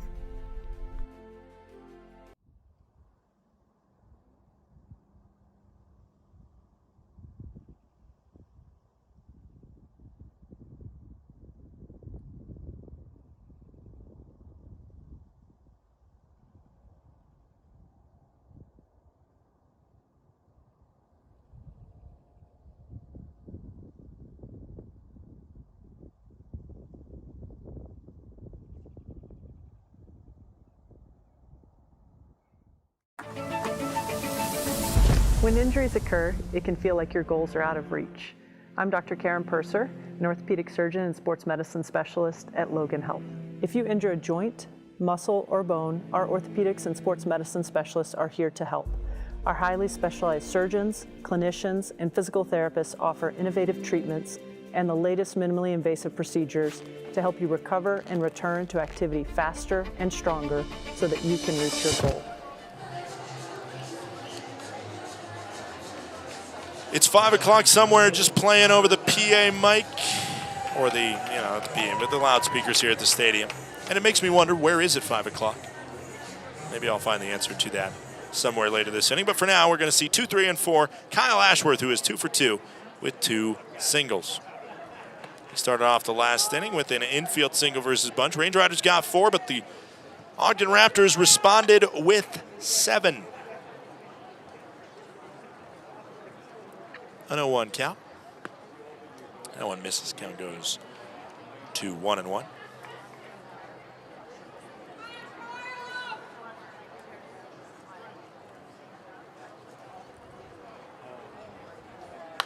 Swung on and foul down the left field line, running out of room. No chance to get to it. Count goes to 1-2. All right, where is it? 5 o'clock. In Addis Ababa, Ethiopia, it is 5:04 a.m. Same with Amman, Jordan. I'm trying to find a 5 p.m. because I know that that's more of what the song is referring to. This one also fouled off. Count goes to 1-2. It's 6:05 in Anchorage, Alaska. I was just thinking of what's 3 hours behind us in Mountain Time.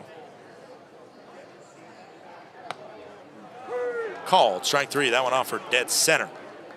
And seen as a strikeout by our home plate umpire.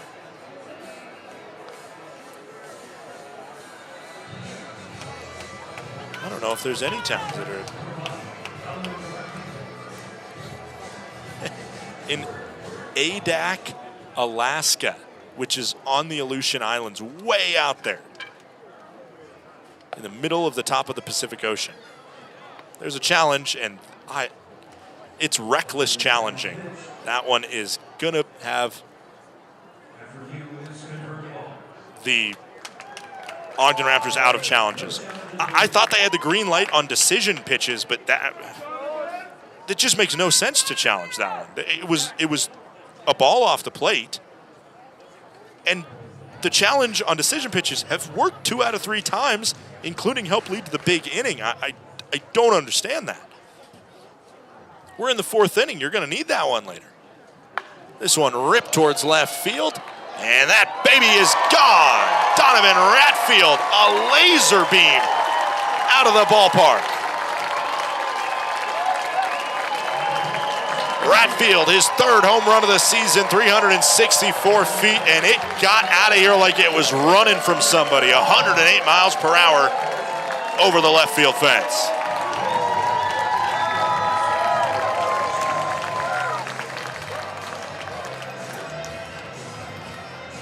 Line drive home run by Ratfield. Goodbye baseball. It is 9-6. Strap up, ladies and gentlemen. There might be a lot of runs scored here at Glacier Bank Park. First pitch, a called strike. Count goes to 0-1. That ball might, I guess that is north where he hit it. At the pace that ball was going, it might be in Adak, Alaska right now.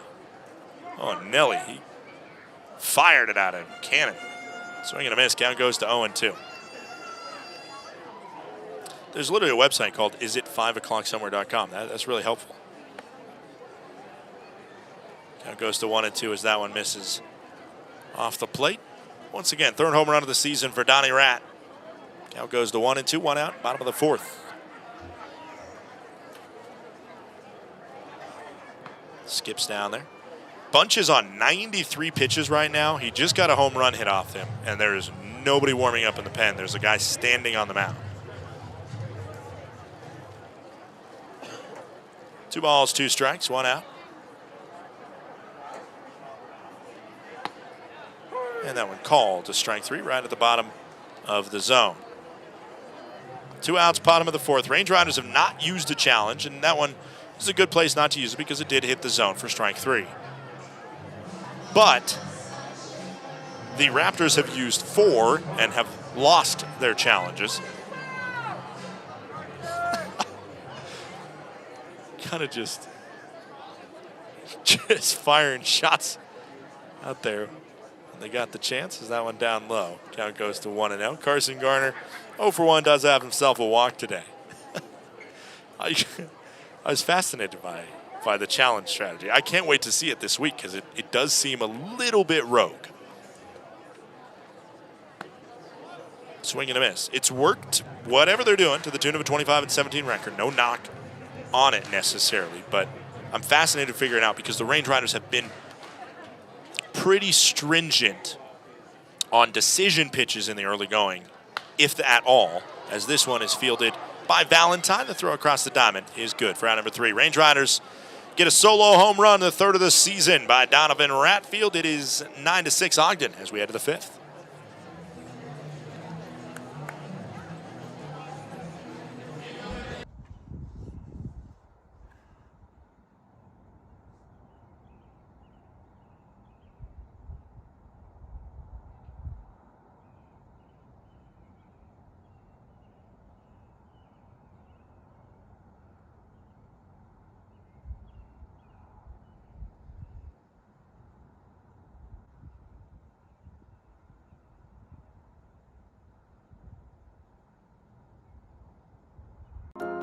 At Johns Manville, it's always been about people, the people who design the systems, the people who build them, and the people who depend on them to perform every day. That's why we approach commercial roofing with care, collaboration, and respect for what's at stake, because every roof protects more than a building. It protects people, livelihoods, and peace of mind. That's the responsibility we stand behind. Johns Manville Commercial Roofing Systems.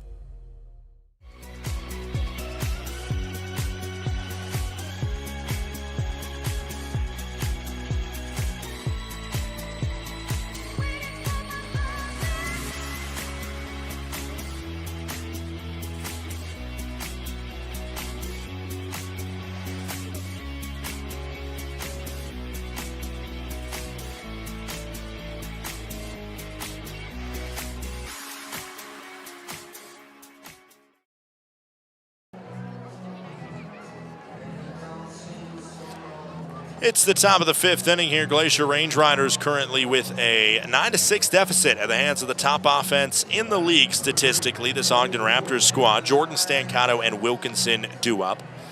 Jordan batting .339, and today is 2 for 2, has himself 2 singles. One of them, that bunt single, that was one of the flubs by the Range Riders. Would have really loved to be able to get to that one, as there's a called strike right over the heart of the plate by Evan Langston, who's out for his first full inning of work. Final line we have for Humphreys, 1/3 of an inning, 7 earned runs against. He only allowed 3 hits, and that's probably the most frustrating part about that one. He walked 4, and will be certainly looking for some answers and a bounce-back performance the next time he's able to do so. 0-2 pitch, top of the fifth inning. Langston fires that one, called. Strike 3, no challenges remaining, and they would have lost it anyway, but I'm sure they would have challenged it if they would have had a challenge in their back pocket, because this Ogden Raptors squad is shooting from the hip on challenges. I wonder if they've had, if that's a conscious decision, hey, if you think you're wrong, challenge, or if it is just not acknowledged. I wonder how the coaching staff has operated with it. And it's something that I'm not going to go back and watch 42 games of Ogden Raptors baseball to figure out how their challenges have gone, as that one's called a strike in the bottom part of the zone on Kyler Stancato. But that is something that does intrigue me to figure out kind of the whole playbook, I guess, of the evolution of their strike challenges. Count goes to 0-2 and stays there on a foul ball. 9-6 scoreline here. Range Riders will be fighting from behind. Stancato is 0 for 1, grounded into a fielder's choice. He has a .494 batting average.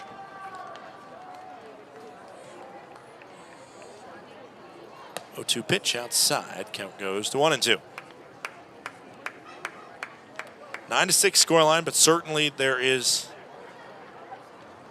susceptibility in this bullpen. Swing and a miss. Another punch out for Langston, who apparently has turned into Nolan Ryan coming out of the bullpen. He's got punchies everywhere. Sometimes for a guy like Langston, who has been thrust into the starting role, and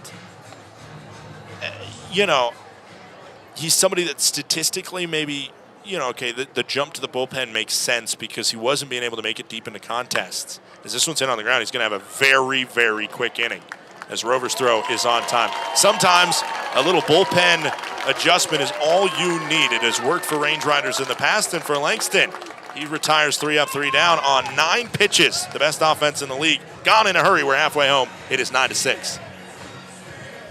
Range Riders fans, Glacier Bank Park offers a variety of suites to accommodate groups of all sizes, from small gatherings to parties of up to 65 people. The balcony views and exclusive services create a premium experience for celebrations, reunions, and outings of all kinds. Enjoy the convenience and comfort of your private space, breathtaking Montana scenery, and high-level action on the field, while our dedicated hospitality team creates an unforgettable experience for you and your family, friends, or business associates. Numbness and tingling in the hand can make you lose your grip. Hi, I'm Dr. Nate Fogel. I'm an orthopedic surgeon and hand specialist here at Logan Health. Repetitive actions can lead to a condition called carpal tunnel. Left untreated, these symptoms can interfere with your daily life. Our fellowship-trained hand surgeons offer patient-specific care to help you regain control. Here's to getting a grip on life. Welcome to Magoo & Company, a third-generation family-owned business nestled in the heart of downtown Whitefish. We offer a dazzling array of diamonds, ethically sourced Montana sapphires, and captivating custom designs that capture the essence of Montana's natural beauty. From jewelry design and appraisals to cleaning, repairs, and gemologist consulting, your satisfaction is our priority. Experience the magic of Magoo & Company and discover the perfect piece to celebrate life's special moments. Welcome back. It's the bottom of the 5th inning, and we see a new pitcher for the first time in for the Ogden Raptors. Nolan Ficklin steps out on the bump. Ficklin on the season, a 9.0 ERA, 23 appearances out of the pen, 1 win, the 1 loss. He has trouble finding the strike zone. Kind of similar stats, honestly, to Ryan Humphreys. A lefty that has thrown more walks than innings pitched, but has some strikeout potential as well. They are kind of parallel in terms of where they've been at. Humphreys coming into the day had a lower ERA. That might change because of the 7 runs given up in 1/3 inning, but maybe the offense here for the Range Riders can help balance things out. Brock Vredenberg, sacrifice fly, and a walk leads us off.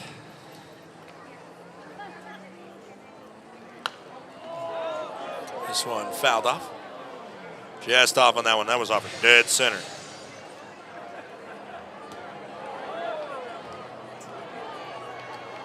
Two balls, 1 strike. Nobody out. Somebody got a souvenir out of that one.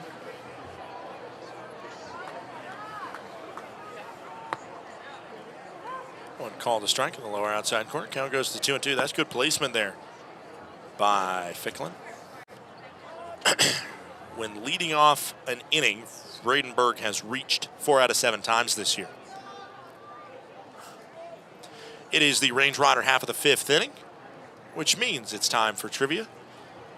I feel like kind of been a crazy last couple weeks, so I haven't got to do as much trivia as I'd like, but it's important that we do so as this one hit towards first base and a ground out unassisted for out number 1. All right. The question I got for everybody here is, what rookie players have the most home runs as a rookie? Who has the single season rookie home run record in each league? I want you to tell me the AL and the NL. I have a big hint coming, but I'm not going to say it quite yet. If you know it off the top of your head, the most home runs hit by a rookie in the AL and the NL.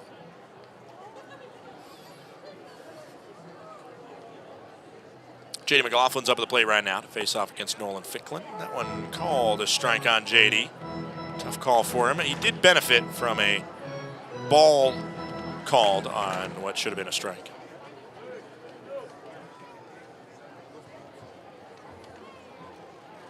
Nolan Ficklin, the BYU product, entices a ground ball and just in time over at first. Lofted by Lane and dangerously so. Ficklin has come in and did what Humphreys was not able to do. Even though there's a couple sketchy moments from Ficklin to start off the at-bat from Vredenberg, he was able to find the strike zone sense and has gotten 2 outs. College of Southern Nevada product, went to BYU, finished up last spring at BYU at a 7.79 ERA for the Cougars. All right, your last chance here because there's 2 outs to name the ball players that have their league record for home runs hit as a rookie. Foul ball. Your hint is that they played in the same city and they said it in the same year. That year was 2019, and that city, or actually not the same year, my bad. One year was 2019, one year was 2017, and that city was New York. The AL and the NL record. The AL record is, of course, one of the greatest players right now, Aaron Judge, who in 2017 hit 52 home runs with the Yankees, and hitting 53 home runs in 2019, it is Pete Alonso. That is your trivia of the day here. Outside of the strike zone being given here to Ficklin, there's something about the way he's bringing it in that is throwing off Goebel for the first time today, kind of consistently throwing him off. Singing his praises of the strike zone, and it has backfired a little bit with him struggling to key in on it here. Foul ball. Pete Alonso was the 6th Met to win Rookie of the Year, and the kid who Alex Fernandez tried to toss it to earlier was just unable to grab that one. That foul ball that came over near. 1 ball, 2 strikes, pitch in, outside, 2 balls and 2 strikes. Ficklin not only has allowed 23 earned runs, he's also allowed 36 unearned runs, which is an outrageously high number. That's 13 runs that came across against him that were unearned. So 36 runs total, 23 of them earned. 13 unearned. It's an outstanding amount. Defense has not always provided for him when he's been on the bump. The 3-2 pitch, ball 4, as he issues a walk. 2-out walk, up steps Jacob Steele, who's having a solid game thus far. Single and a walk for Steele.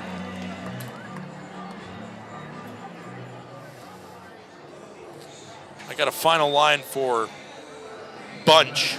Bunch went 4 innings, 7 hits, 6 runs, all earned, 5 strikeouts, and 5 walks. His ERA will tick slightly up after today's game as this one called the ball outside. Count goes to 1-0.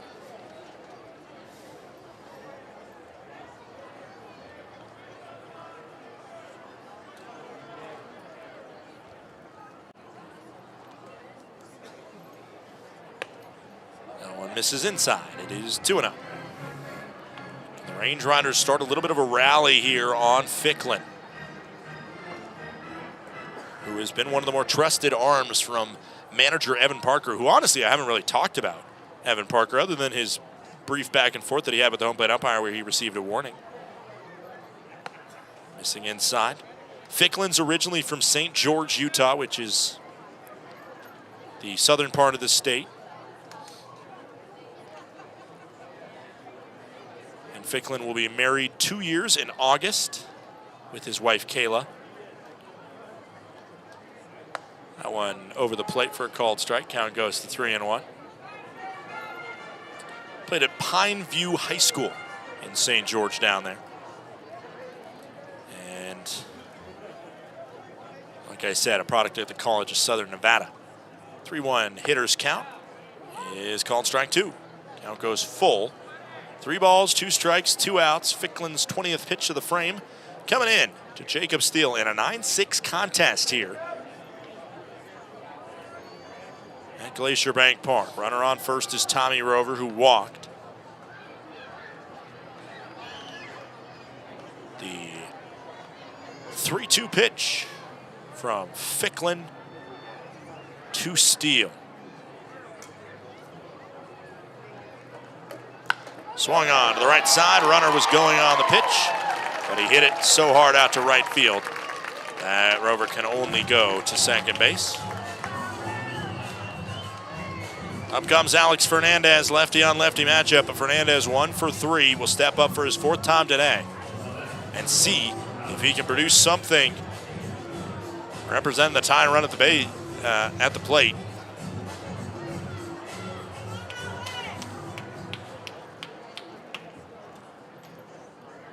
This season with runners in scoring position, Fernandez is batting .286. Got a brief kind of hesitation there from Fernandez. Kind of pulse went through his body, but he did not swing or anything. Count goes to 0-1. 2 outs, bottom of the 5th inning.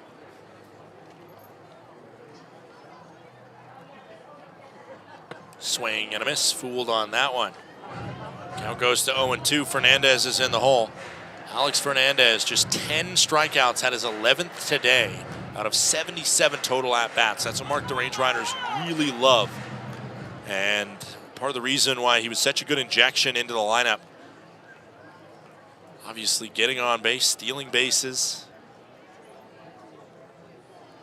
and minimizing the Ks, but at risk of being punched out for the second time today. The 0-2, 2-out pitch from Ficklin to Fernandez. Low and away. And shooting out of the crouch was Wilkinson back there. 1 ball and 2 strikes.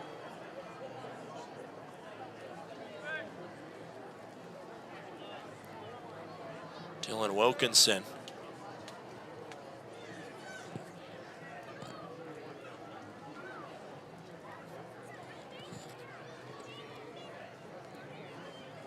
The 1-2 skips in.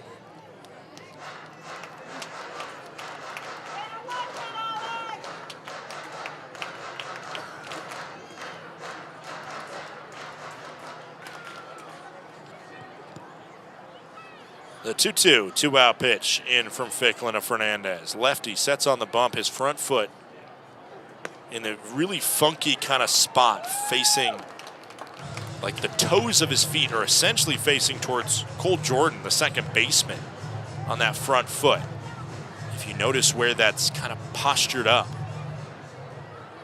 he originally sets it towards in front of first base, but then when he finally pulls that glove up, that front right foot is really cocked back, and on a 3-2, two-out pitch, it is ball downstairs, and the bases are loaded for Kyle Ashworth. Ashworth 2 for 3. He was struck out looking his last time up, but be looking to come through with 2 outs. The Range Riders have put the pressure on, and Ashworth, who has been very clutch with the bases loaded this year, he is batting .700 with the bases stuffed, which is an absurd number with 10 opportunities with the bases loaded. This man lives and breathes the clutch scenario. He not only has himself a grand slam, one of 3 grand slams this season by Glacier, but he also has a bases clearing double his last time up, that with the bases loaded, that he tried to go for 3 on, was thrown out. 2 outs, bottom of the 5th inning, 9-6 scoreline, but the speedy Alex Fernandez on first base represents the tying run. Can Glacier break through with a 2-out rally? Swung on up the middle, and it is grabbed. The throw to first is not in time. It's an infield single. Runner goes home, and everybody's safe. Chaos on the base pass. Glacier, an infield single, and then Steele steals a run coming home. Ashworth has himself his 8th hit of the year with the bases loaded. A man that lives and breathes in the clutch scenario does it again for the Glacier Range Riders. Fernandez and Ashworth move up on the E3 on a missed throw of home. And up comes Donovan Ratfield. Now a base knock could give the Range Riders the lead and will at least tie it. This game has plenty more twists in it. First pitch called a strike right down the middle to Donovan Ratfield. Ratfield is 1 for 2 his last time up. Sent a 108-mile-per-hour line drive frozen rope for his 3rd home run of the season. The 0-1 two-out pitch into Donnie Rat.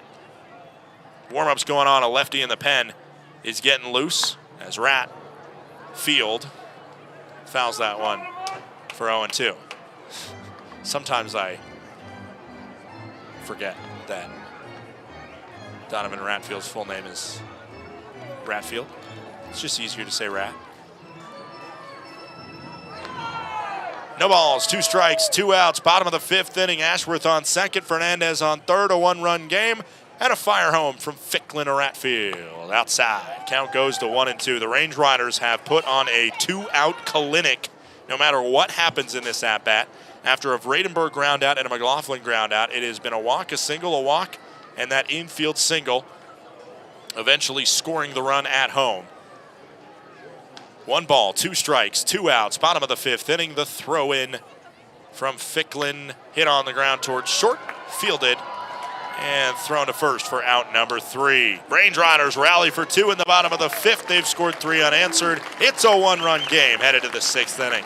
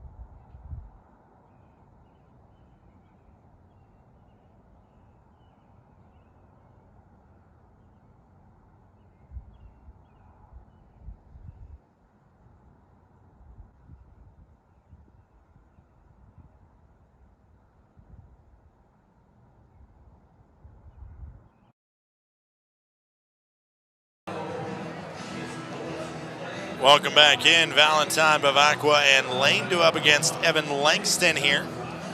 9-8 scoreline. Ogden with the lead over Glacier, but the Range Riders have a lot of momentum in the building right now.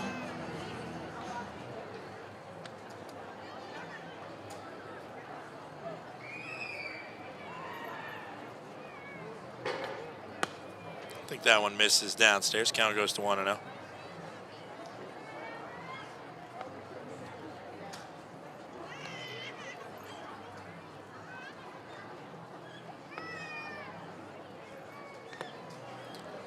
Misses. It's 2-0. Valentine, leadoff batter, 1 for 3. Grounded into a double play. Had a ground out to first as well. Singled his most recent drive up. 3 balls and no strikes.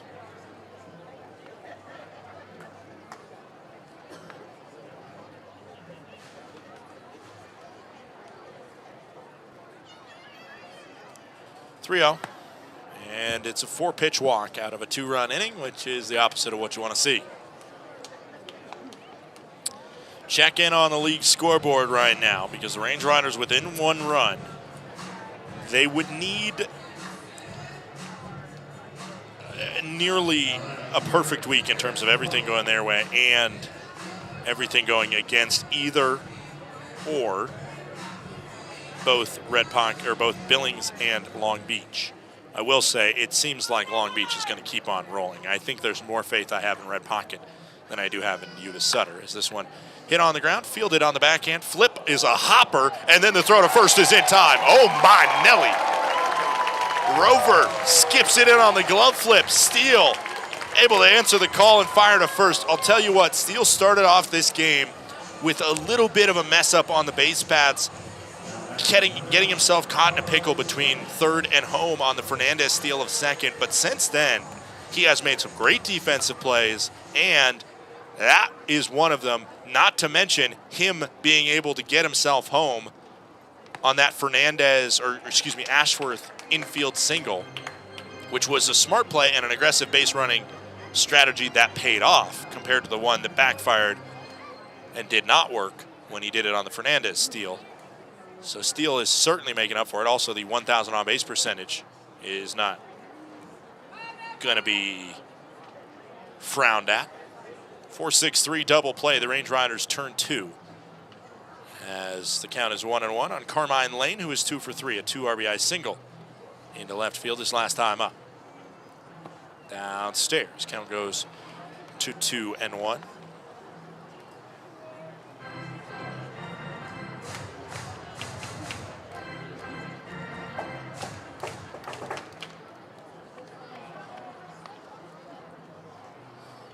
This one hit over towards third, and nobody has a chance at it. Frozen as it goes between the 54 hole over there.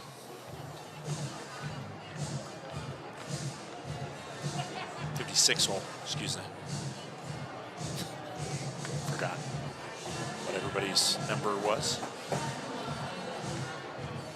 I guess it's the 86 hole over there with Garner wearing the number 8 and Steele wearing the number 6.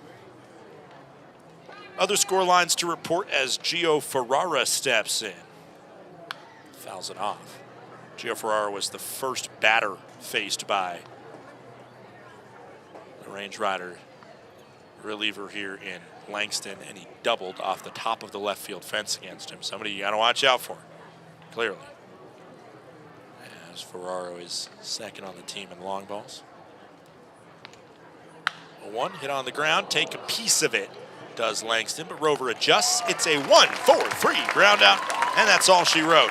In the top of the 6th, the double play finishes a fairly clean frame for Langston. We'll be back in the bottom half of the 6th inning.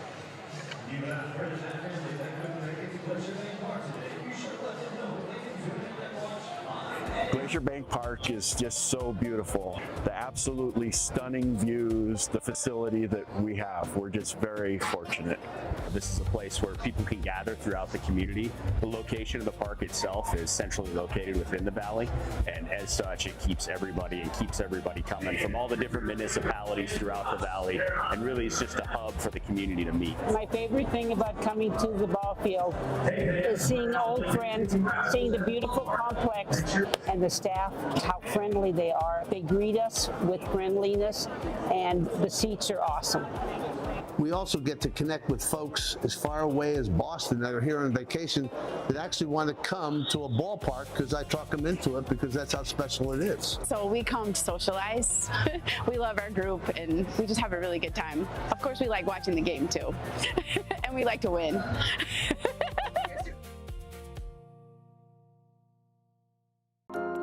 At Johns Manville, what we build starts with who we are. We are people champions, listening first, putting customers and teams at the center of every decision. We're driven by passion, always going the extra mile, always pushing ideas further.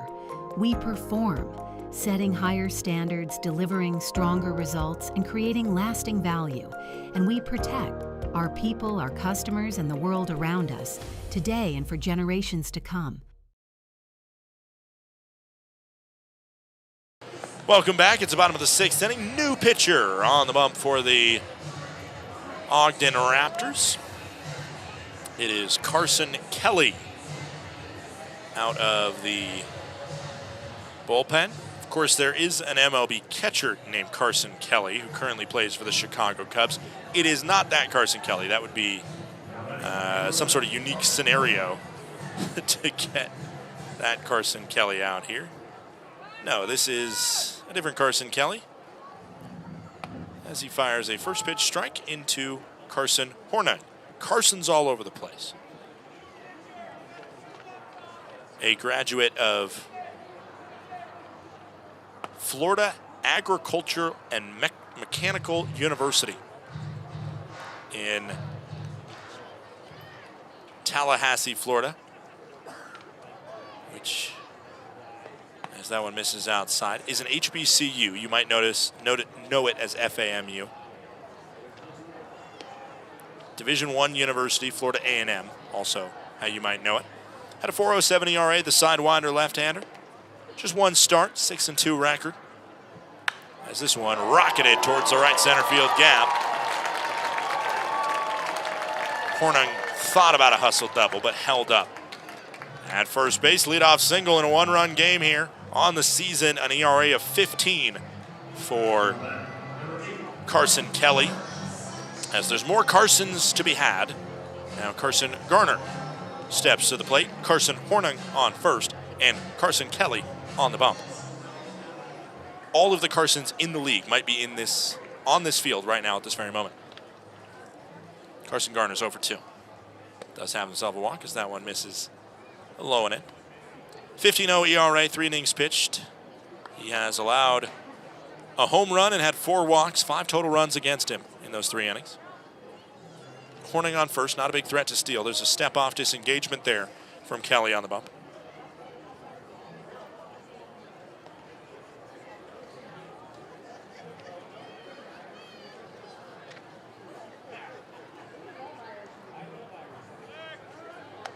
Pick off over to first. 1 ball, no strikes. That's the second disengagement by Kelly. If he does it again unsuccessfully, second base will be given for free to Carson Hornung. I would try and entice that throw out of him now. Start dancing over there. Inside. Whip of 2.67 for Carson Kelly.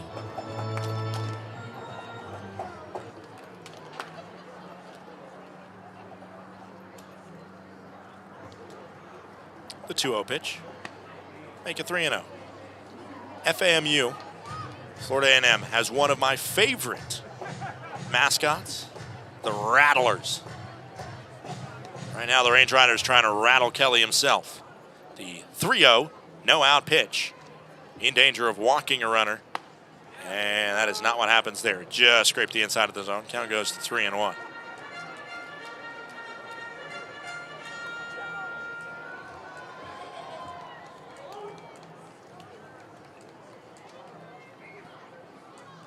Kelly originally from Tallahassee, Florida. As this one hit foul, and the count goes to 3-2.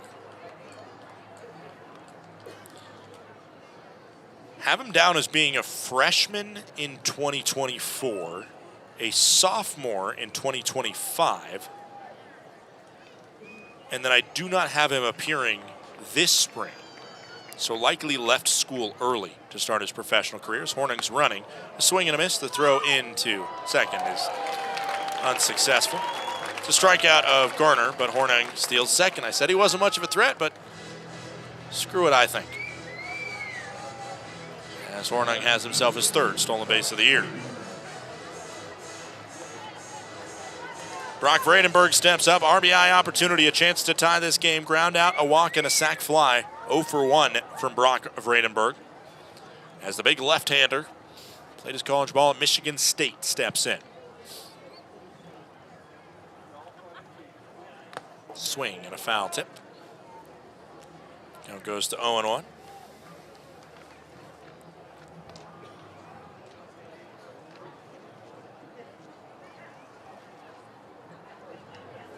One of the younger players in this league, Kelly, with that being the fact that he must have exited school early to start his pro career. He will be 21 the entirety of this season, as it is pretty rare that you get a guy under the age of 21 at all. And he's right on that cusp, just passing the threshold last October 6th. 1 ball, 1 strike, 1 out, bottom of the 6th inning.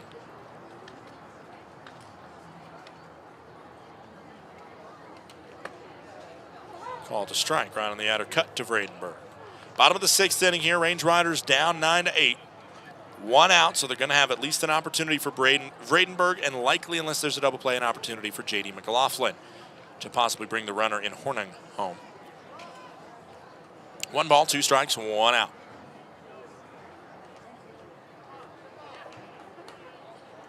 They were asking him to step off the dugout. I believe the pitch clock was probably ticking down, and that's the reason why his dugout was telling him to step off.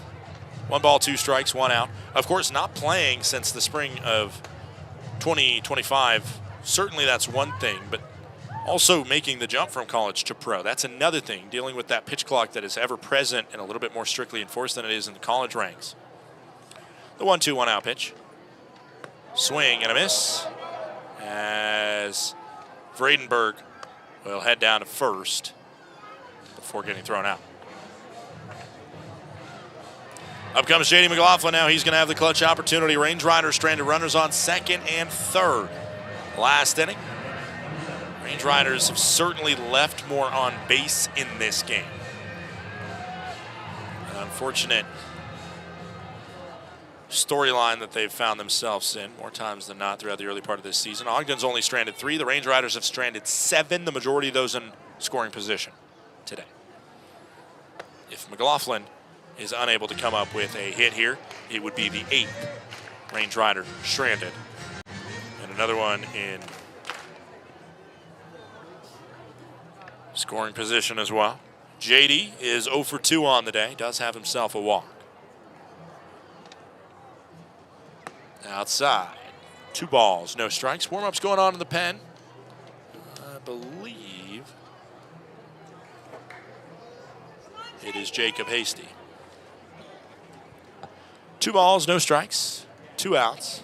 Bottom of the 6th inning. Hornung, decent wheels on second. Not steal wheels, even though he did steal a base. But good enough to possibly get himself home on a base knock by JD.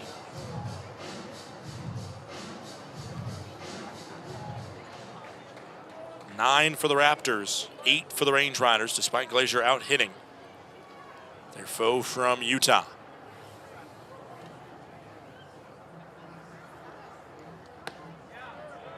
Ooh. Called a strike on the outer cut. That is the first big miss in terms of pitch that should have been called a ball. There's been a couple strike calls that have not gone the batters, or I guess the pitcher's way. That one was a miss on the outside, about a ball off the plate. The 2-2, 2 out pitch in. Hit And through on the left side. Green light to send Hornung home. The throw will come in and be offline. An RBI single. We're tied at 9 apiece. Great job to wait on that one by JD and just hold it back long enough to put it with a little bit of perfect placement through the left side of the infield. Valentine was close to it, but a seeing eye single brings in the run. We're all square at 9 apiece here at Glacier Bank Park. The Range Riders have stranded a couple runners on, but they've also had some 2-out rallies. You got to give them credit for that, as there's a pickoff. Ooh, that one kind of looked funky in there. We saw a controversial balk call on the Range Riders' Chris Canada last week by this crew. As this one ripped, and that one right at Valentine for out number 3. Range Riders plate 1 on the clutch RBI single by McLaughlin. Hornung, a stolen base, and uses the wheels to get home in time. We're all tied. It's 9-9 after 6.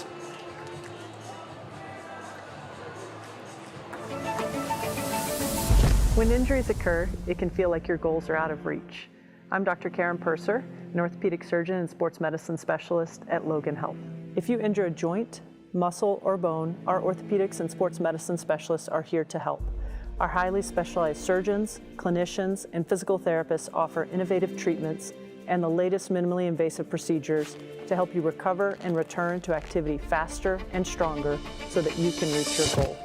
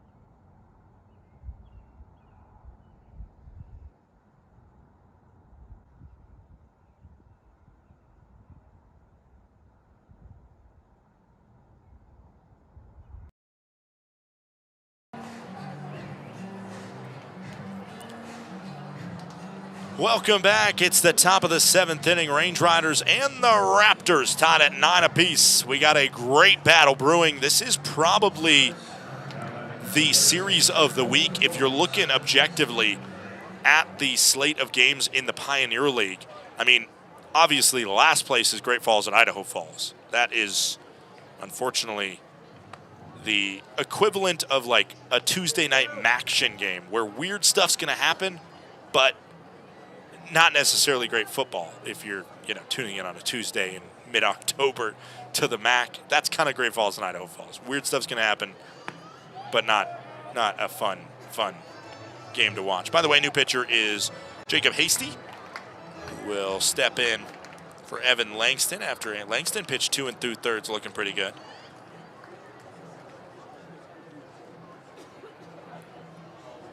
Two 0 pitch. Hit on the ground over towards third. It's foul. Colson Lawrence, the man at the plate right now. Former two-way player, now just an offensive player. 2 walks and a strikeout for Lawrence. He burned one of the challenges for this Raptors squad. 2 balls, 1 strike now for Hasty, who on the season has a 6.27 ERA. This is his 21st appearance. Missoula at Boise is an okay matchup, but both those teams eliminated from playoff contention for the first half standings, and that's kind of a master of mediocrity matchup. Oakland at Modesto is okay. Defending champs versus a team that's 4th in the league right now. That's all right. Yuba and Long Beach on paper is not a good matchup, but Yuba, if they have some fight in them, it could be okay. And Red Pocket at Billings, that is the team that's tied for first versus a team that's in dead last.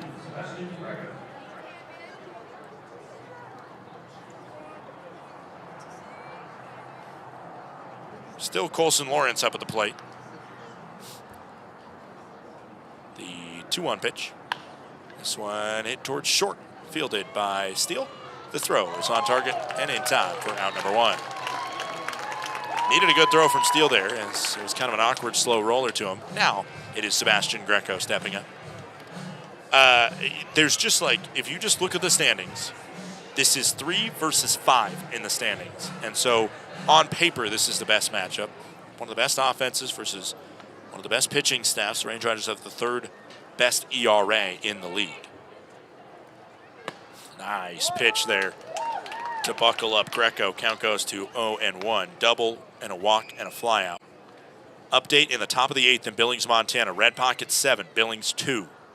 Can the Mobiles hold on? I'll tell you what, wait for the final out in that one, because there is a lot of twists in Red Pocket games. Range Riders learned that. They emerged victorious from 9 of them, but there was about 7 of those where I thought the Range Riders were going to lose at some point midway through or late in that game.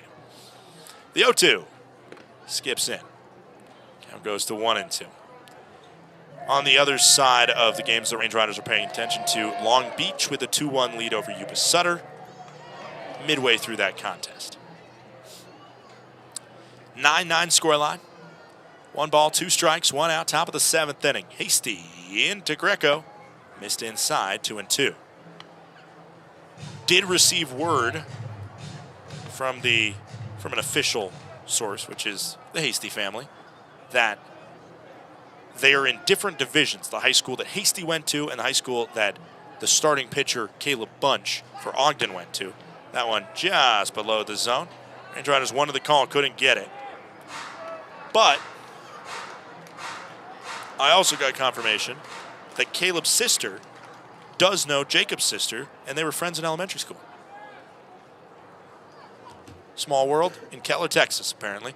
3-2 pitch in. And that one called a strike at the bottom of the zone.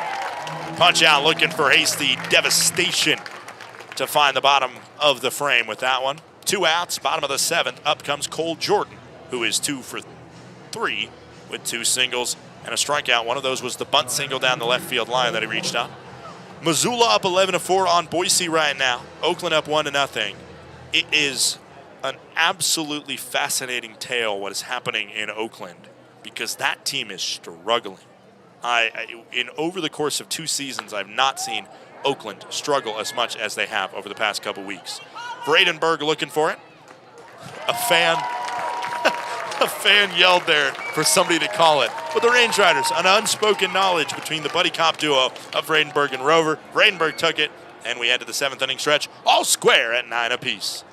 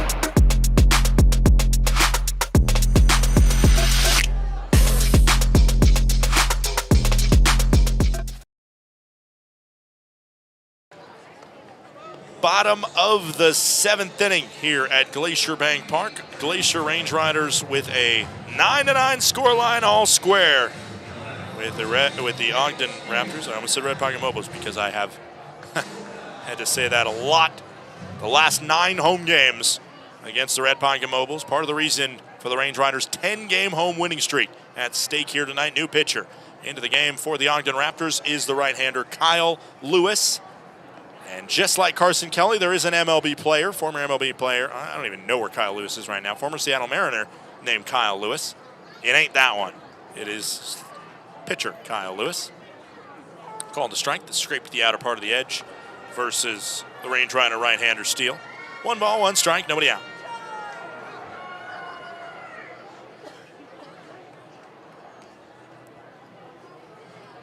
(9-9). This back and forth battle. That one hits the bottom lower outside corner of the zone. Both of those true strike zones called correctly by our home plate umpire. Challenge would not have overturned them.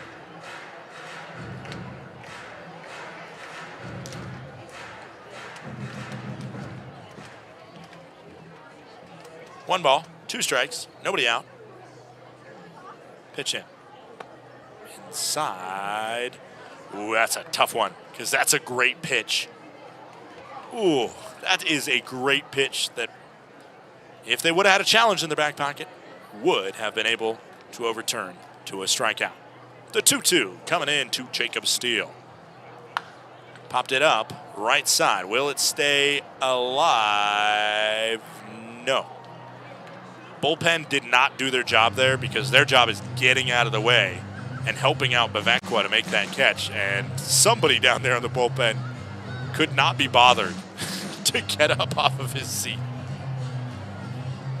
Tough look. Warm-ups going on in the pen now for a right-hander. Lance Wade seemingly getting ready. 2 balls, 2 strikes, nobody out, bottom of the 7th inning. 2-2 into Steele. Fouled it off. Good AB from Steele here. Putting some pressure on Kyle Lewis, who on the season has an 8.27 ERA, 2 wins, 2 losses. 22nd appearance, he has 20 strikeouts to 17 walks. Opposing batters hitting .333 against the right-hander in Lewis. Originally hailing from Ashburn, Virginia. Rookie season out of Charleston Southern. The 2-2. Outside.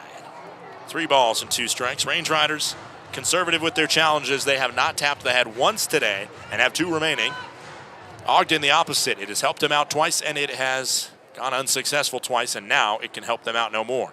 3 balls, 2 strikes, payoff pitch, fouled off again. At least a 9-pitch AB by Lewis to start off against Steele, who is refusing to go out on a great game thus far for him. 2 singles and a walk. The 3-2 pitch home. Fouled off again. Putting a lot of pressure on Lewis early.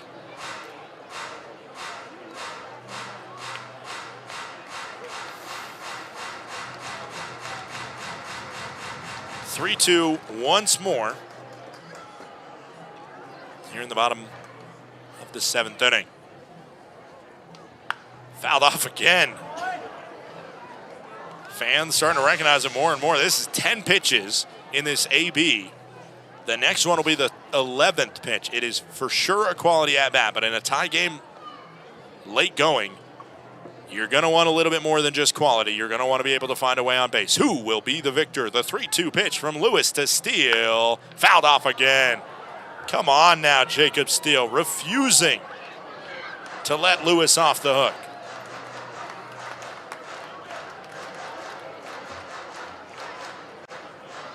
The 3-2 once more from Lewis to Steele.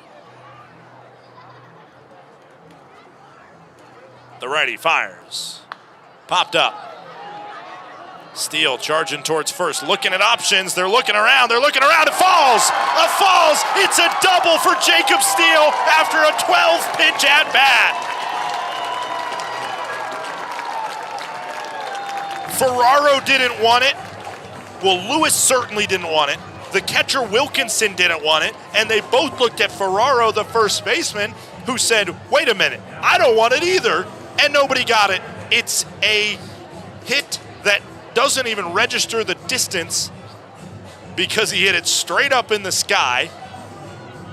And it worked out to the tune of a double. That goes down as a double because it was just a split decision where nobody decided to grab it. Squaring a bunt, pulling it back, and the count goes to 1-0.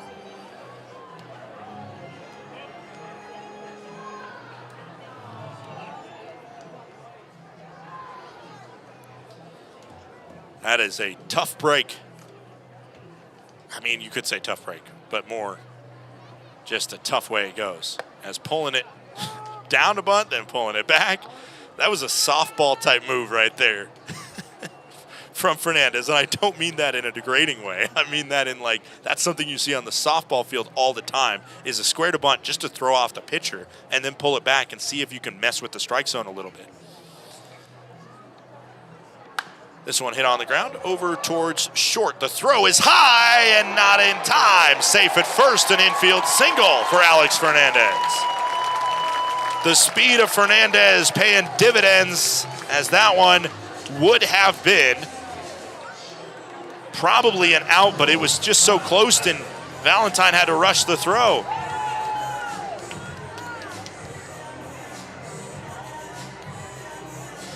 Wow. What a myriad of mistakes to some extent, but the Range Riders have also done what they've needed to do. Up comes the clutch, Kyle Ashworth. And Evan Parker is going to have a conversation with the first base umpire. I'll tell you what, I think that was clear as day that was safe at first. Obviously, I'm biased. Ogden, your broadcaster, Ogden does not send a broadcaster on the road, so there's not an alternate person to listen to on HTN. Some teams have that. You have to listen to me. I get it.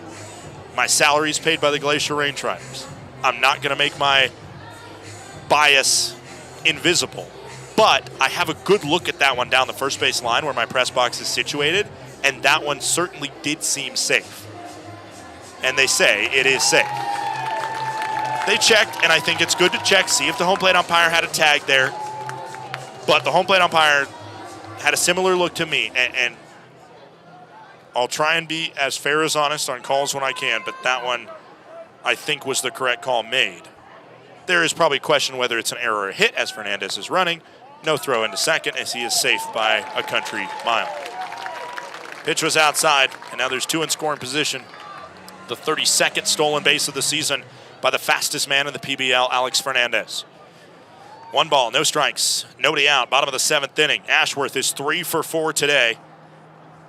Has himself 3 singles and a strikeout. Infield has to go in as that one misses outside. Count goes to 2-0. It's a good call. It missed by about 2 balls off the zone. The catcher, though, wanted it. 2-0 count.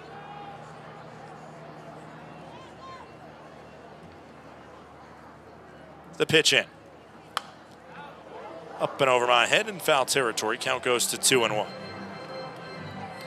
Appreciate all of you tuning in, no matter where you're tuning in from, no matter who you're rooting for, whether it be Ogden or Glacier. We're trying to provide the best broadcast we can. And like I said, we are available on YouTube as well as HTN, as well as the audio streaming on the Go Range Riders app. The 2-1 pitch into Ashworth is fouled off. Count goes to 2-2. Lewis needs punch-outs here or pop-ups. And even if there's a pop-up, who knows how that goes, because they got a pop-out out of steal, and it did not work.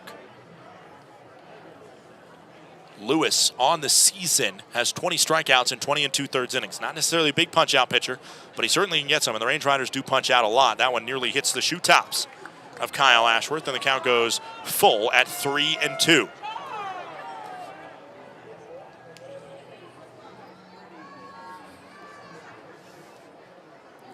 Payoff pitch coming. A ball would load up the bases for Donovan Ratfield. Swung on, high fly ball down the left field line, and it will go out of play. Ooh. That one did not go out of play. I think it was just scraping near the wall. But Stancato, I think, maybe kind of gave up on the opportunity to grab that one because the runner likely scores from third if you get it. I think it was a tricky play, kind of like if you're up against the netting as a catcher. You have to deal with, does it hit the netting? Does it hit the terrace wall there? As well as trying to make the catch. Whatever it was, it falls, and another 3-2. Swung on down the left field line. This one also no chance, and that one's up on the terrace to be a souvenir for somebody.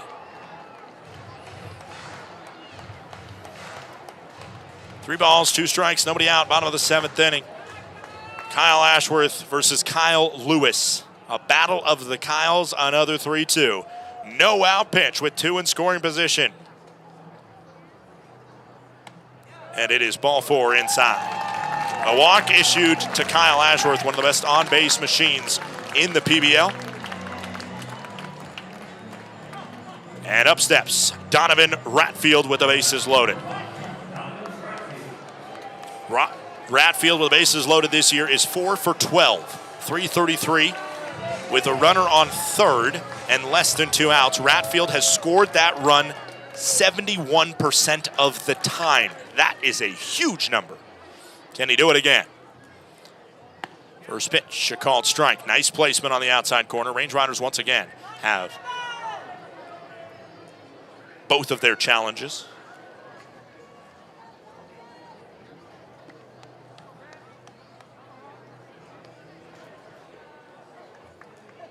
The 0-1 pitch. Misses. Count goes to 1-1. Nobody warming up in the pen right now. They are putting Lewis on an island and seeing if he can find a lifeboat to get himself off.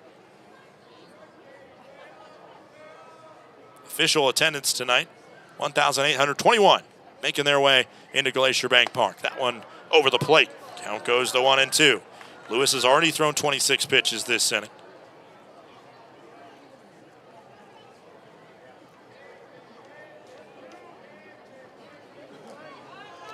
The 1 ball, 2 strike, nobody out. Bottom of the 7th inning pitch from Lewis to Ratfield.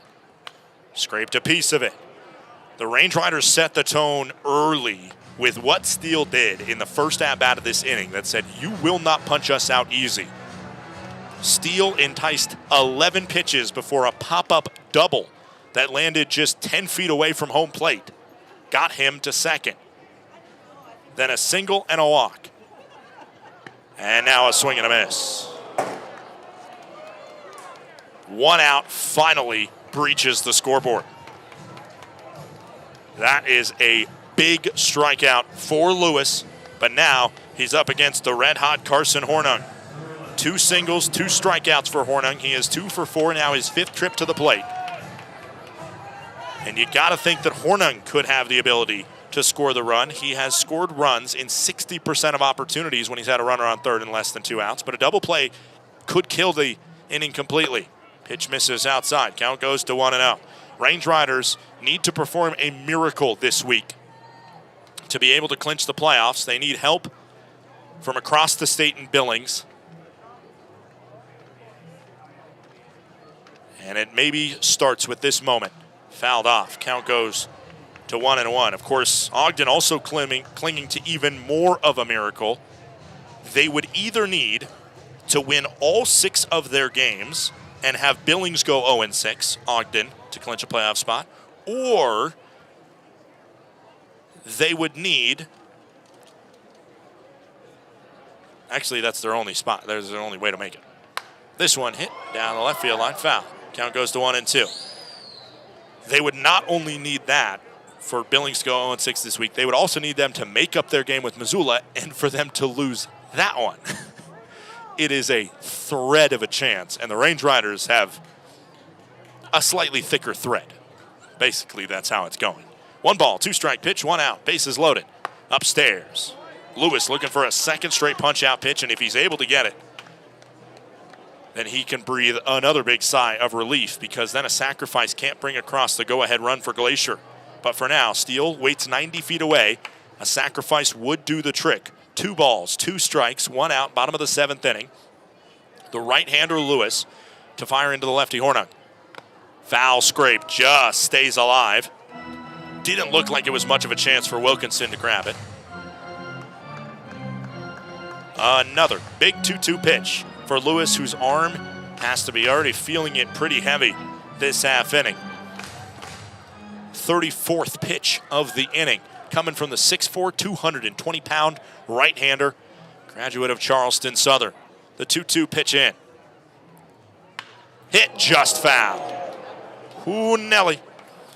Made solid contact on that one. Very solid contact. Flight at 101 miles per hour. Whizzed it past Ferraro, the first baseman.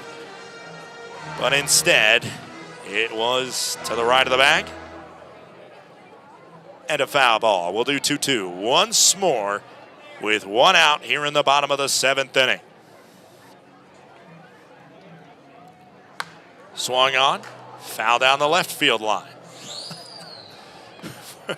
Range Riders, you cannot say they're not putting up a fight here. Even in that Ratfield at bat, he fouled off a 2-strike pitch.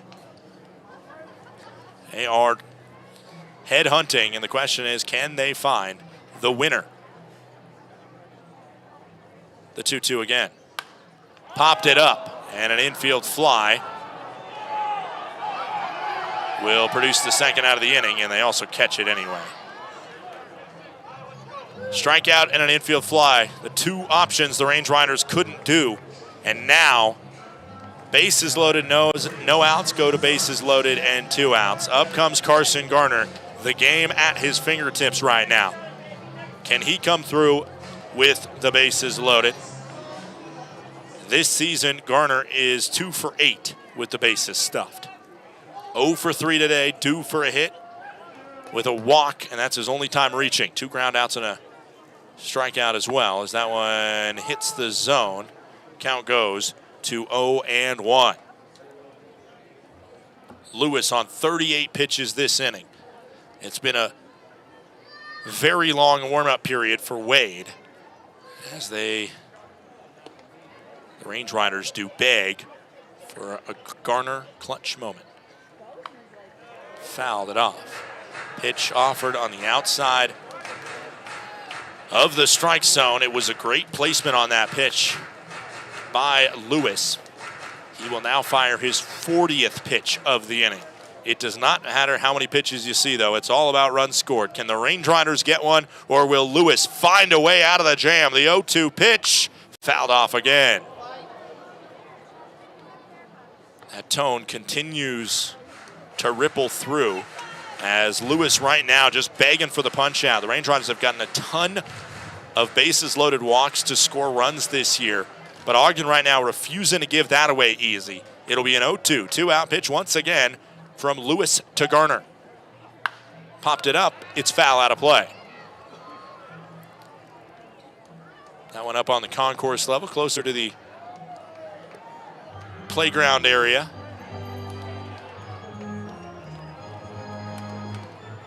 Than it was to the field of play. 0-2 again. Garner wanting to protect the zone, and Lewis offering him every time over the plate. He's not throwing a waste pitch in there. As once again, it's over the plate and fouled off by Garner. This is interesting.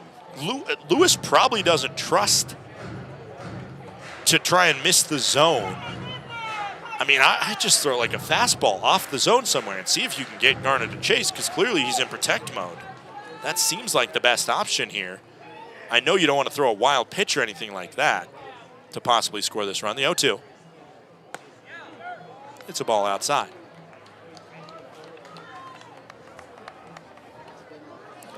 Finally, a ball taken, and that was not the best waste pitch. You want to get it a little bit closer. 9-9 scoreline, bases loaded. The Range Riders had it with nobody out, and now still nobody across with 2 outs. The 1 ball, 2 strike, 2-out pitch. Hit and fielded. The race to second base is won by Valentine just in front of Ashworth. Range Riders get nothing from a bases loaded, no-out jam, and we head to the 8th, all even at 9.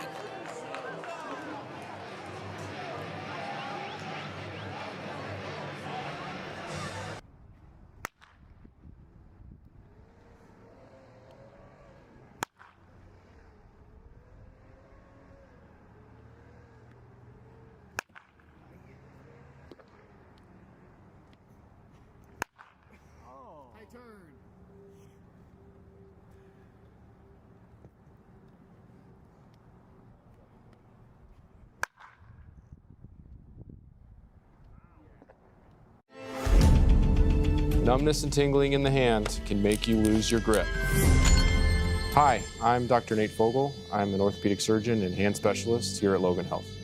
Repetitive actions can lead to a condition called carpal tunnel. Left untreated, these symptoms can interfere with your daily life. Our fellowship-trained hand surgeons offer patient-specific care to help you regain control.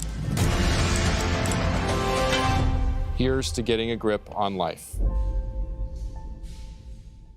Welcome to Magoo & Company, a third-generation family-owned business nestled in the heart of downtown Whitefish. We offer a dazzling array of diamonds, ethically sourced Montana sapphires, and captivating custom designs that capture the essence of Montana's natural beauty. From jewelry design and appraisals to cleaning, repairs, and gemologist consulting, your satisfaction is our priority. Experience the magic of Magoo & Company and discover the perfect piece to celebrate life's special moments.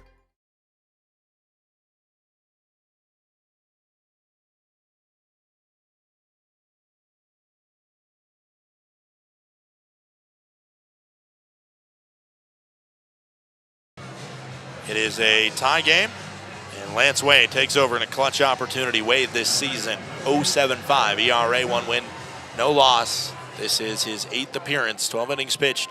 Opposing batters hitting 135. He takes over after a scoreless inning from Jacob Hasty. First pitch misses, and the count goes to 1-0. Kyler Stancato, coming into this contest with a batting average near 500, has been held hitless, a fielder's choice, and a strikeout, does have a walk. This one's sky high. Called off is steal by Ashworth, who makes the grab. Range Riders defense, especially when you look at the outfield, has been so solid. And they have an error today on the one that snuck by Rover, but other than that, Range Riders have been really, really solid on defense.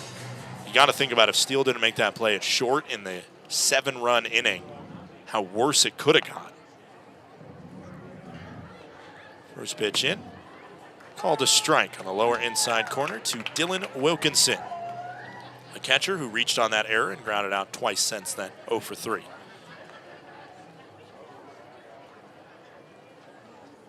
Oh, 1-1 pitch. Sun starts to set behind us here. Swing and a miss. I don't know if you guys can hear it in our crowd mic or anything like that, but there is a concert going on just next door at the Majestic Valley Arena. I think they have an outdoor venue that they're just testing out this summer. As this one swung on down the left field line, foul. And so they're playing some music, and it's throwing me off every once in a while because I think for a second that our production team left on the music or something like that. And I'm like, oh no, that's just the airwaves of whoever's playing at Majestic Valley down there. 0-2, 1 out. Top of the 8th inning. It's nice to have some background music though. Called strike 3. Perfect pitch by Wade to punch out the number 9 batter, Wilkinson. There is 2 gone. Chase Valentine steps up, 1 for 3. His top offense in the league. They showed it in the first 4 innings. In part aided by walks, put in 9 runs, but since then, they have not scored since that 7-run top of the 4th, and the Range Riders have scored 4 unanswered. 9-9 scoreline. Range Riders out hitting Ogden to the tune of 13-9. First pitch, a ball, and the count goes to 1-0 on Valentine, the shortstop out of the Padres organization.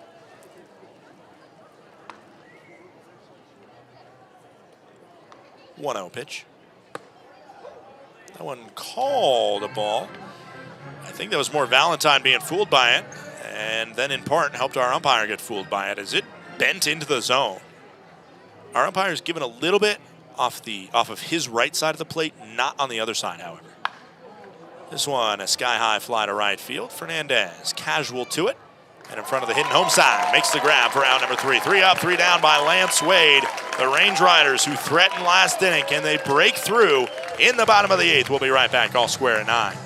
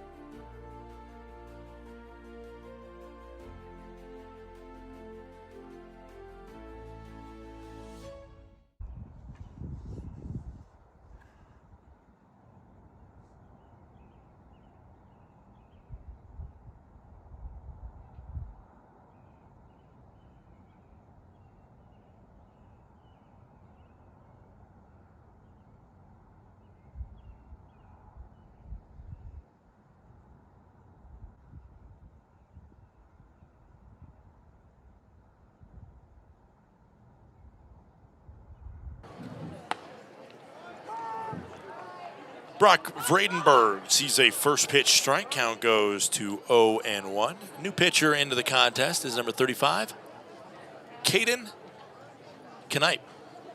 Swing and a miss. Count goes to 0-2 as Vredenberg wanted all, and that one came up with nothing. Knipe into the contest here, bottom of the 8th inning.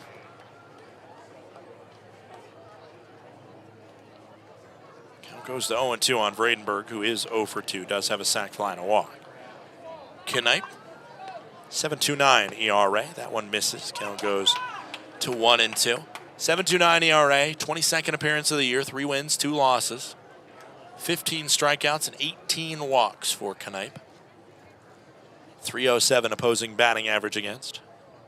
The 1-2 skips in near the plate. The count goes to 2-2. I did not get to life's important questions last inning, so things got exciting with the bases loaded and all that. So I'm going to get to it now as the 2-2, and this is where we ask the most unimportant of important questions. Ball upstairs. The question is, if you have a suitcase you're taking on a plane and you can only do one thing for the rest of your life, are you always going to carry on, or are you always going to check it? If you can only do one, and thus, as that one is ball 4 and a leadoff walk issued to Vredenberg, thus, if you say carry on, that means you're only able to bring a suitcase that is, as we see, I think, a pinch runner, Drew Collins stepping in.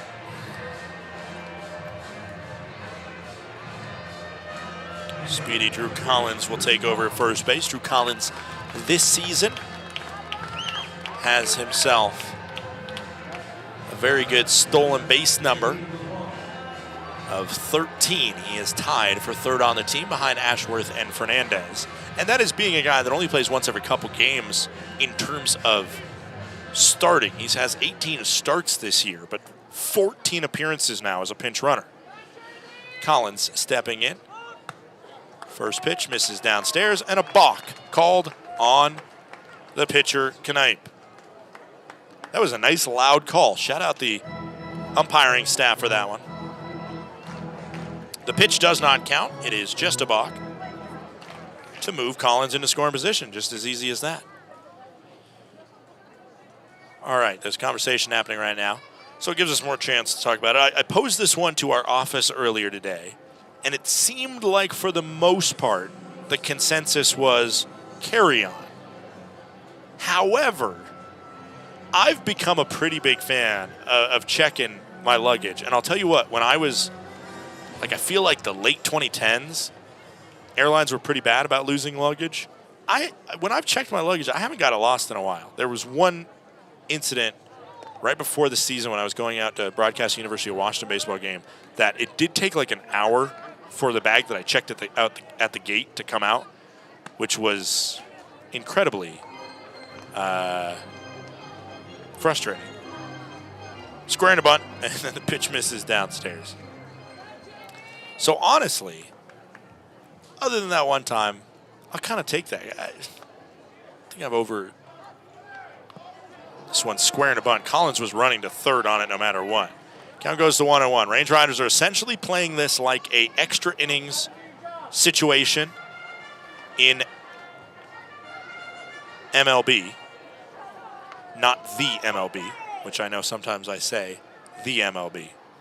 In MLB, which is how you correctly refer to Major League Baseball, not the Major League Baseball.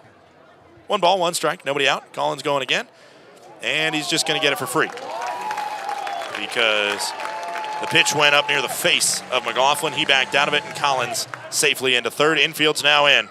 2 balls, 1 strike, nobody out. Bottom of the 8th inning, Collins has worked himself from 2nd and then to 3rd. A balk and a stolen base. The Range Riders once again, nobody out, and a runner on 3rd base. Can they come through in this moment? The 2-1 pitch. Swing and a miss. Count goes to 2-2. I think if I had to choose, just because I want the flexibility of having a bigger bag, I think if I had to choose one or the other, I'm going check it. I would check it. I would never carry on again, other than a backpack. I'm saying you can have a backpack or a bag or whatever. This one ripped through the left side. Base knock, and the Range Riders take the lead.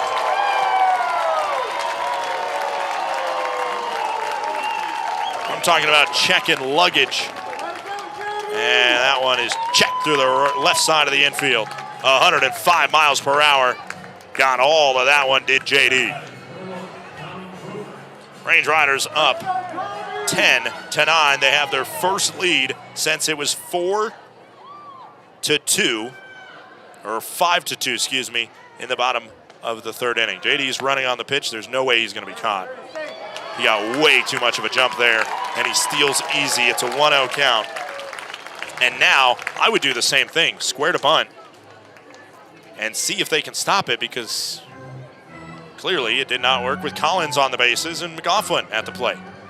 And just keep playing small ball and trying to add on some runs for, I assume, Connor Housley, prepping to get the maybe save opportunity. Squaring a bunt, and it goes to the backstop. Exactly, just like that. Wild pitch. I don't know if Wilkinson was crossed up there or what, but he did not seem interested in trying to grab that ball, and when it popped to the backstop, he was much more casual about it. As a wild pitch puts a runner on third. Ogden's a little bit different than a lot of teams in this league, like the Range Riders or the Great Falls Voyagers. They do it the old-fashioned way. They call signs to their pitcher, which is the old-fashioned way of, you know, numbers and maybe some tap of the chest and other places to tell their pitcher what the pitch call is, rather than the new age, which is an option in the Pioneer League, of doing pitch comm. 3-0 pitch, smacks over the zone at 92. The Range Riders have the earpiece that goes in the hat that tells guys what to do. As it's ball 4 and Rover walks. So that is another layer of difficulty for what Wilkinson is doing. And for all the timings that it might have seemed like I gave him some flack, because, you know, he's been asked to make plays that a catcher's not used to making plays, and I hope it doesn't come off like I'm sounding that he's, you know, not talented enough to do that. It's just an uncomfortable spot for him.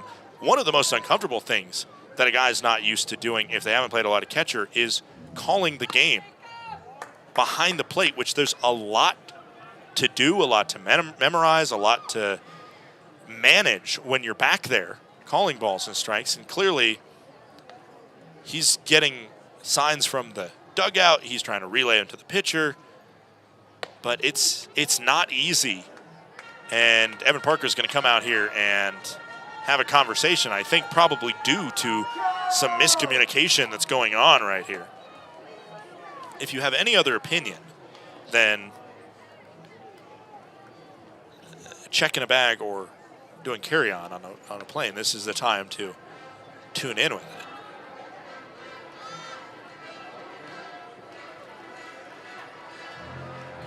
Yes, I like that. I like the shout, Joe.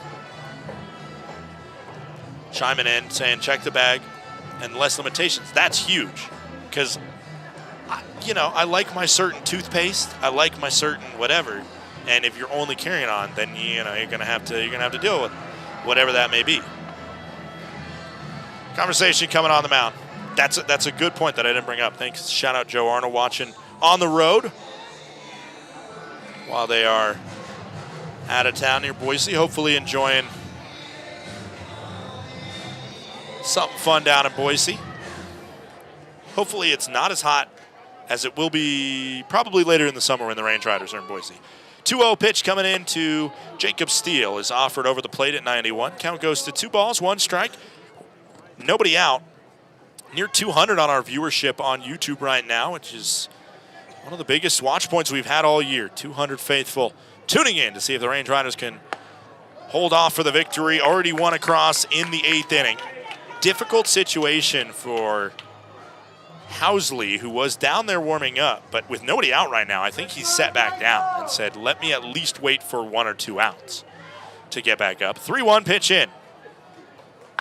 Swung on, sky-high fly to center field. This should be enough to score McLaughlin from third. Coming in, going to have a head of steam is the center fielder, Lawrence. The throw comes in to the plate, and it will not be in time. A sacrifice fly by Jacob Steele. It's a phenomenal night from Steele. 2 singles, a double, a walk, a sac fly. A big part of this Range Rider lead. Now at 11-9, and up comes Alex Fernandez, 2 for 4.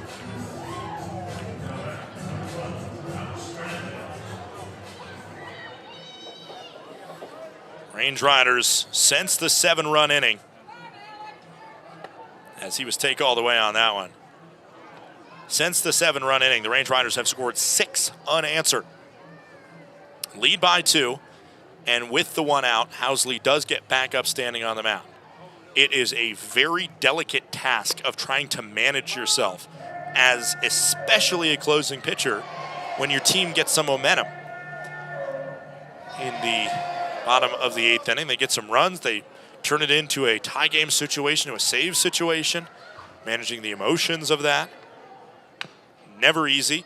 Managing the actual physical implications of getting yourself warm at the right time, never easy.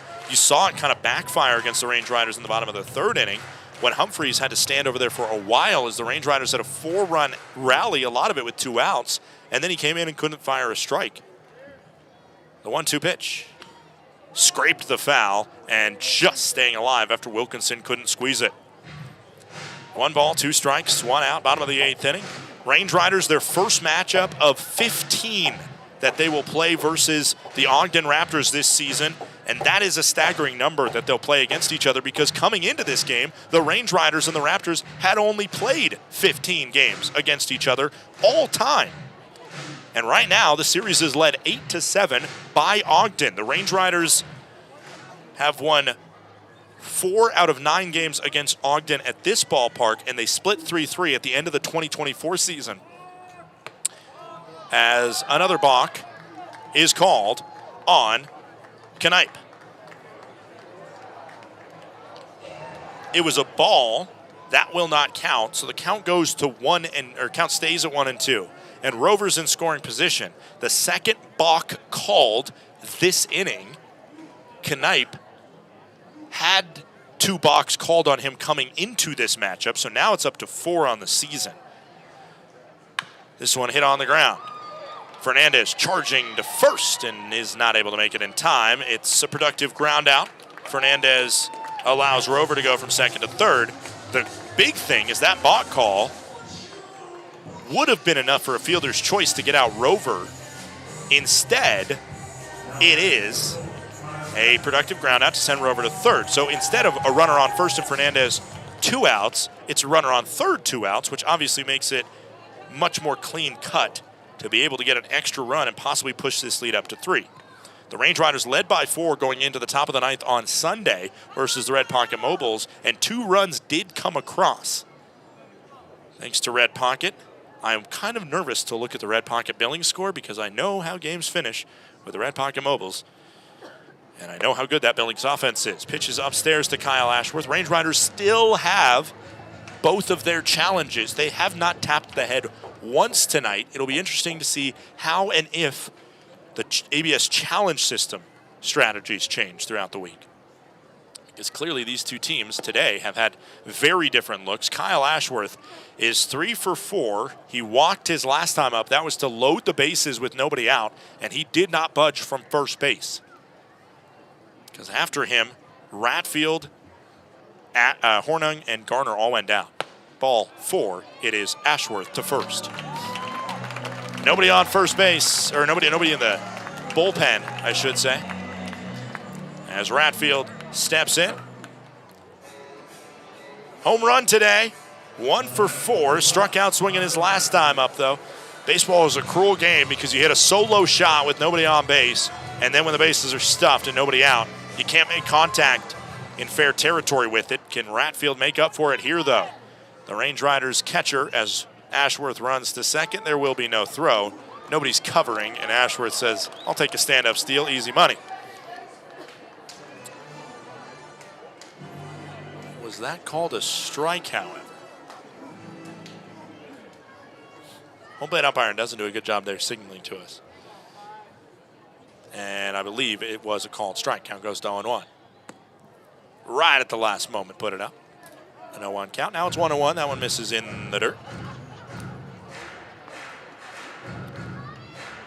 1 ball, 1 strike, 2 outs. Bottom of the 8th inning, 11-9 Range Rider lead. 20 runs put up today. The Range Riders have matched the top offense in the league, and as of right now are outrunning them. Called a ball inside. Count goes to 2-1. Evan Parker, the manager for Ogden, already working on a warning right now. I'm sure they're not happy with a couple of these close calls, but the ones that have been close have been called correctly. 2 balls, 1 strike, 2 outs. Sky high fly to right. Does it have a chance to breach that fence? It is to the warning track and caught by Bavacqua. Range Riders get across 2 runs to take the lead in the 8th. It is Range Riders 11, Ogden 9. We head to the 9th.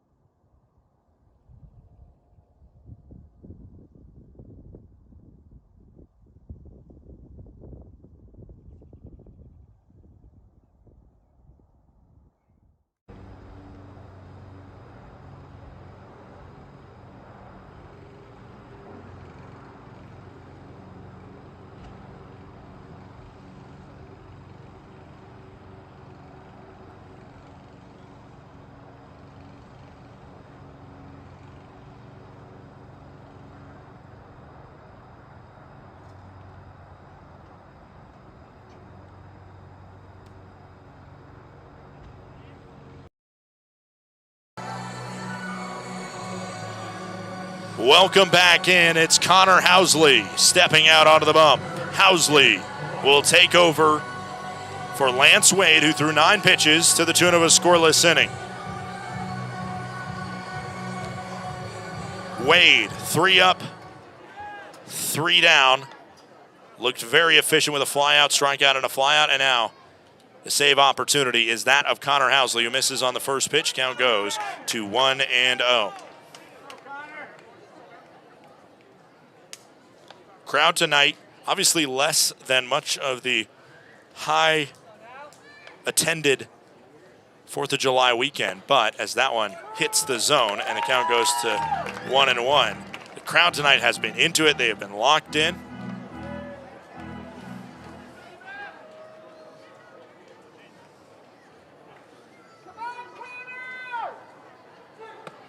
Swing and a miss. Count goes to 1-2. Bavacqua 1 for 3. Grounded into a double play his last time up.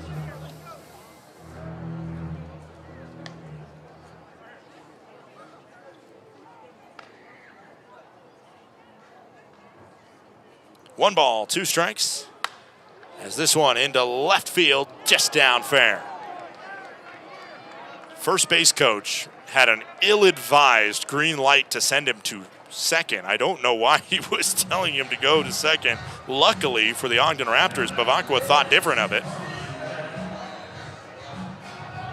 and opted to stop there because it was a close play.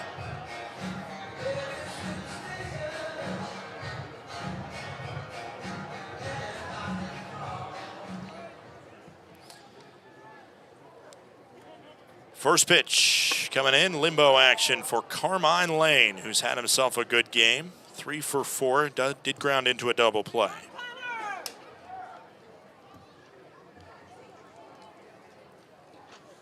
One ball, no strikes. Tying run at the plate right now in this close contest. That one missed low, count goes to 2-0.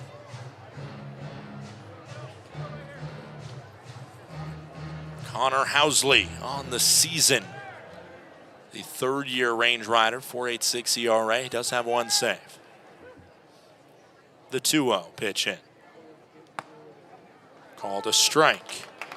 And that is why I say save your challenges, because that one could have made it 3-0 if they would have had a head tap left. That is one of the rare misses by our home plate umpire, and Ogden does not have any challenges to do anything about it. The 2-1 pitch in to Lane. Pick off over to first just to keep him honest there.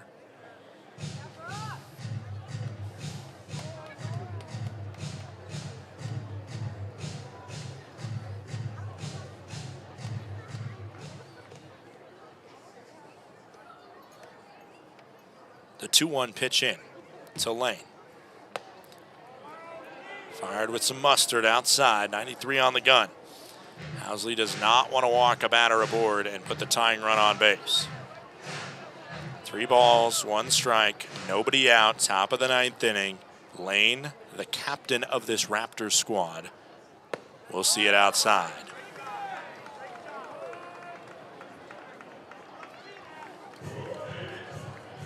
Up steps the dangerous Gio Ferraro-Nar.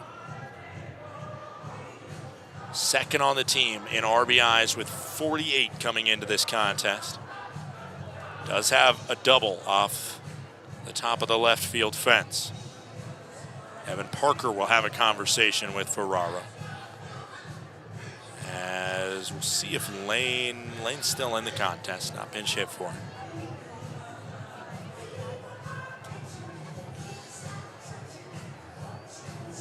Gio Ferraro, rookie out of Marshall.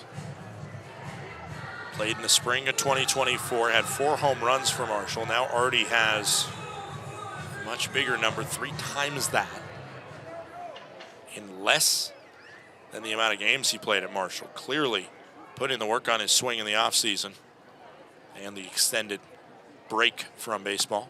First pitch, called a ball. Just can't place that lower outside fastball that he's trying for, Housley. 1 ball, no strikes, no outs. Top of the 9th, Bavacqua on second, Lane on first. Popped up foul. I'm a little bit, I mean, I get it because it's Ferraro at the plate. But I would almost consider a sacrifice bunt if it were anybody else. Just because then you put yourself a base hit away and you give yourself 2 opportunities for that. 1 ball, 1 strike, nobody out, top of the 9th inning, 11-9. Glacier has the lead on Ogden. Trying to hold on here. You knew this would have more in it, and he does bunt it and pop it up right in front of my booth and onto the beer rail. That is a gutsy call. And it does not work out, but it doesn't backfire either. And now there's 2 strikes, so Ferraro-Nar probably will not bunt the baseball, because if you find it foul, you're out on 2 strikes. 1 ball, 2 strikes, nobody out. Top of the 9th inning. Housley in, popped up foul out of play. Tension rising between 2 of the top teams in this league. 2 of the squads that, even if they don't have the miracle to get themselves into the playoffs in the first half, they are going to be teams that are factoring into the second half playoff hunt. There's no doubt about it. The 1-2 pitch in. It is a ball outside. Fans thought for a brief moment that it might be the punch out. Instead, it is good for ball number 2. 2 balls, 2 strikes, nobody out. Top of the 9th inning. Skips in.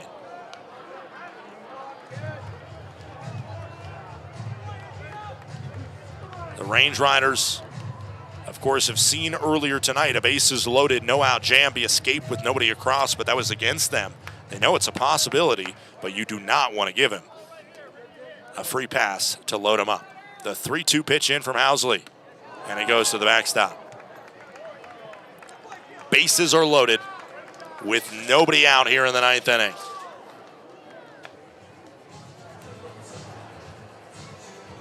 And the team leader in home runs, in Colson Lawrence, steps to the plate. Lawrence 0 for 2, walk, and a ground out. Will Oman's going to have a conversation with this pitcher. Nobody's warming up in the pen. This is Housley's situation, who looked in control for a second when he went up 0-2 on Bavacqua. But then in one was fouled off. And a single came into left field. Since then, it's 2 walks. Housley is coming off a string of solid performances, but he had a couple moments where he struggled in the midway part of this first half due to the walks. It was really more at the front part of this half. That's the reason why his ERA is high, because he's coming off of a lot of good performances, but after seeing the other Range Rider closing option in Jack Maruskin be touched to the tune, as I think we're going to have a pinch runner right here, which is a smart call. Figure put in your fastest body on second base. Again, Housley and the Range Riders have seen a situation, as I believe that's number 8, Bradley Pell, that moves into pinch run for Lane over there. First pitch in is a swing and a miss by Colson Lawrence, who wanted to do damage on that baseball. For Housley, he has to adjust his mindset not to be thinking that you can't allow a run, but just to deal with the batter in front of you. That one misses low and away. Because 1 run doesn't kill you. 2 runs also doesn't kill you. But if you try and craft it too hard, if you walk another batter, or if you allow an extra base hit, that is where things get hairy. 1 ball, 1 strike, nobody out, top of the 9th inning. Fouled off. Housley had Ferraro in a 1-2 count. 2 foul balls and then 4 straight pitches missing the zone resulted in the walk for Ferraro. Colson Lawrence, this dangerous, dangerous center fielder for the Ogden Raptors. 1 ball, 2 strikes, nobody out, top of the 9th inning. Housley in, late swing and a miss. Got him upstairs with a changeup. Great placement on a 1-2 pitch, and Lawrence was sitting on it until he wasn't, tried to bring the bat off his shoulder, and it was too little too late. It's a huge first out of the inning.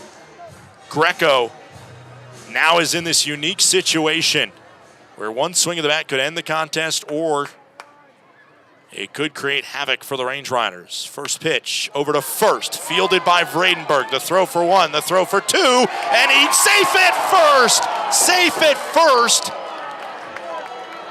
It was so close over there, as just not having his foot on the bag was Housley. A run scores on the fielder's choice as Greco was running out of his shoes.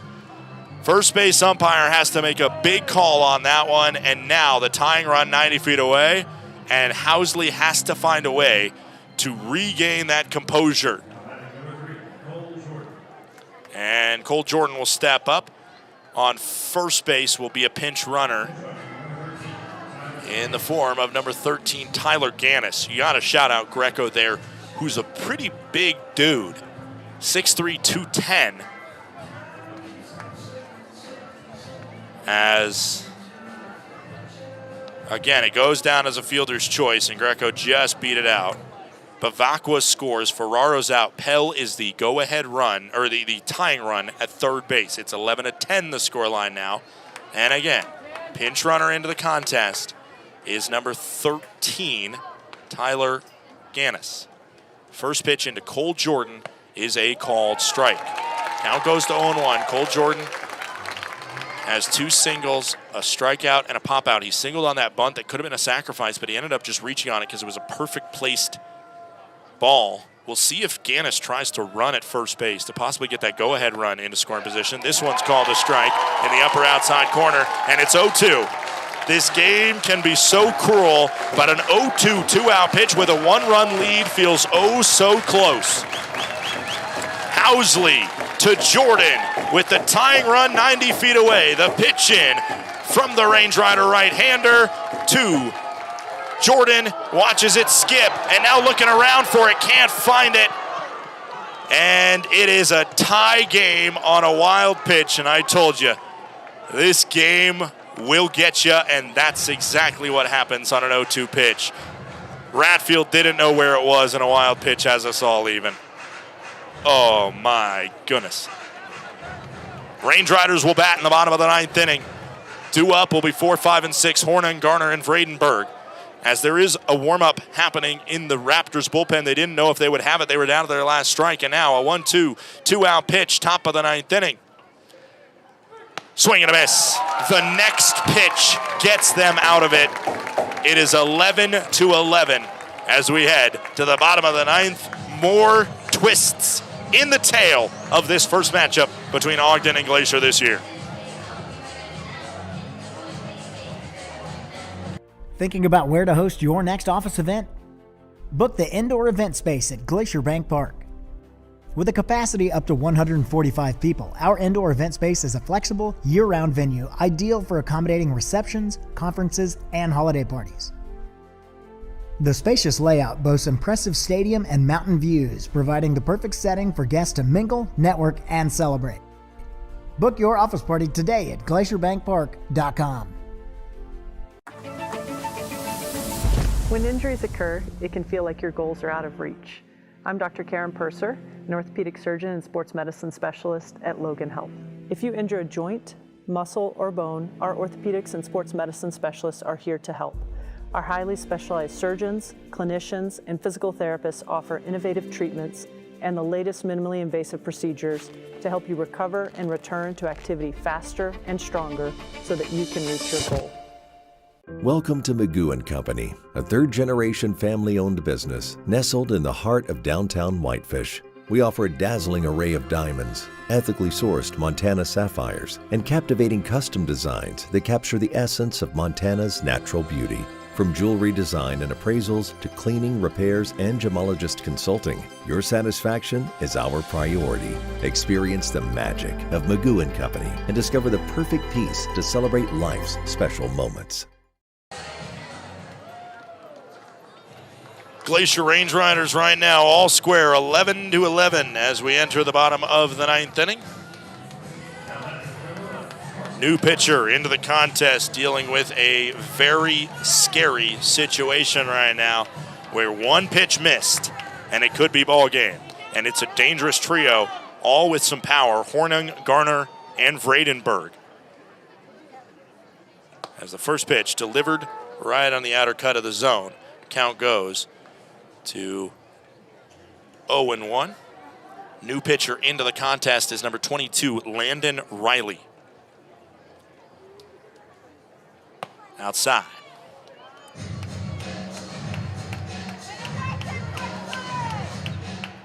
Riley on the season has himself an 11.64 ERA in 15 appearances. Upstairs, Range Riders also have 2 challenges. Ogden has 0. I can tell you one thing has gone the Range Riders' way tonight, and that is a thing that happened 8 hours away in Billings, Montana. The Red Pocket Mobiles upset the number 2 team in the league, 8-3. That is a result the Range Riders needed, as there's a swing and a miss by Hornung. Count goes to 2-2. Hornung has 2 walk-offs over the past 2 weeks. A walk-off walk versus Red Pocket and a walk-off base knock versus Red Pocket. Can he lead this inning off? The first batter of a clutch situation often feels so much like the key. We saw that in the top half of the inning when a squeak single down the left field line turned into a crucial run, and a swing and a miss makes it 1 out in the bottom of the 9th inning. Up comes Carson Garner now. Garner has himself an 0-for-4 night right now, but you know he would just thrive in the moment to be able to finish this contest. Again, if you're a Range Rider batter, you don't think about exactly that, but you do open yourself up to the possibility of it. As the first pitch misses, count goes to 1-0. Just trying to put a good swing on it and at least get on base, or if you get a walk, then you take a walk. 4 home runs hit against Landon Riley this year. 1 ball, no strikes, 1 out. Bottom of the 9th inning. Hit on the ground towards third. It's going to need a long throw, and it was a little bit high, but collected well for out number 2. Last chance for the Glacier Range Riders in regulation is Brock Vredenberg. Vredenberg, the product out of Michigan State, former Phillies affiliate. A man who might get his name called If we head to a knockout round, you got to think he would be one of the candidates. 2 outs, bottom of the 9th inning. But right now for Vredenberg, it's much more comfortable to finish it without needing the extra inning alternative. 1 ball, no strikes, 2 outs, bottom of the 9th inning. The pitch coming in. That one called a strike, challenged by Vredenberg. It's a good challenge, as the Range Riders finally use one, and they would use it successfully.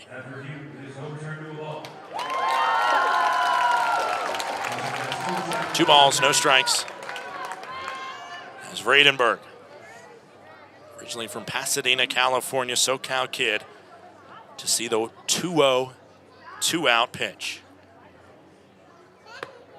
That one called a ball. Our home plate umpire shout him out for adjusting, because that was the same amount outside that the last one was. And he correctly called that one a ball. ABS told him, and he agreed. The 3-0 pitch. Almost had the green light on 3-0. He stepped into it, and instead, it will be a walk. And now, Todd Pratt will step in and see what he can pull out of the dugout. It's Walker Zampella into the contest to pinch run. Zampella has himself a couple stolen bases this season. Just one, actually. He's also been caught technically once on the base path. Gonna have a little bit more flying speed than the big Zampella.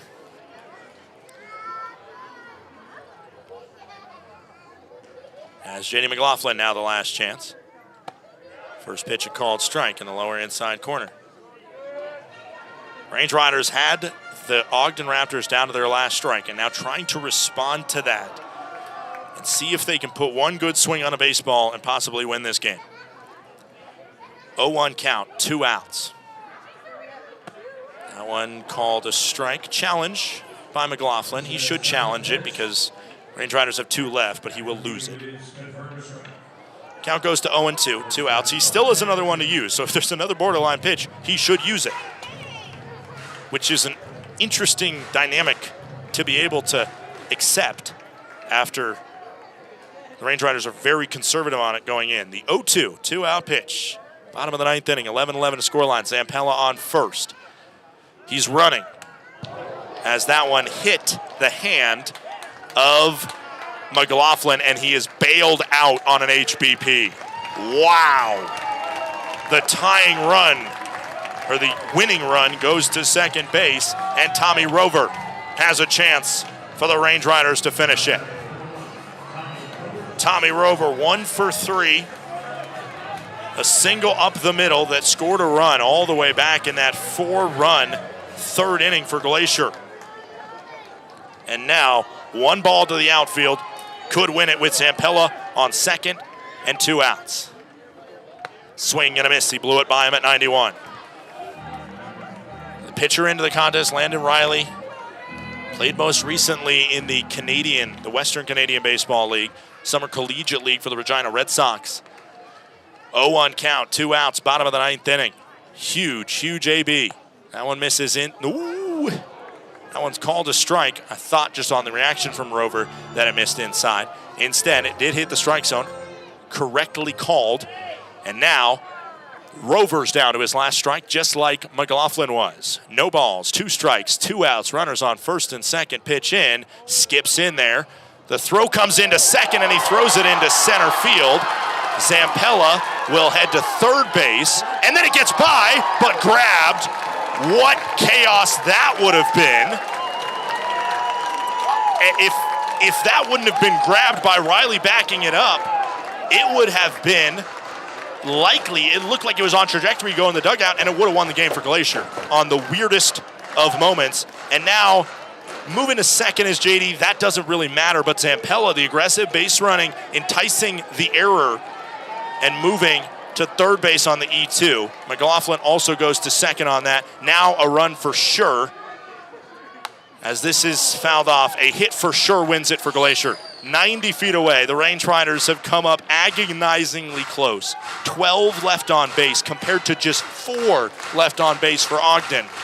They've played the better contest They just haven't come through in those clutch moments. The 0-2, 2-out pitch, bottom of the 9th inning. Pitch in from Riley, upstairs to Rover. There is an opportunity where you walk Rover and you bring up Steele. I wouldn't do that because Steele's swinging a better bat, but you do set up a righty-righty matchup if you're Ogden. You maybe consider it. 1 ball, 2 strikes, 2 outs to Tommy Rover. Swung on to shallow right field. Looking up at it is Bavacqua, and he makes the grab for out number 3, and we go to a knockout round. The most exciting way to finish a baseball game. We'll be right back to present you with the extra inning alternative here at Glacier Bank Park.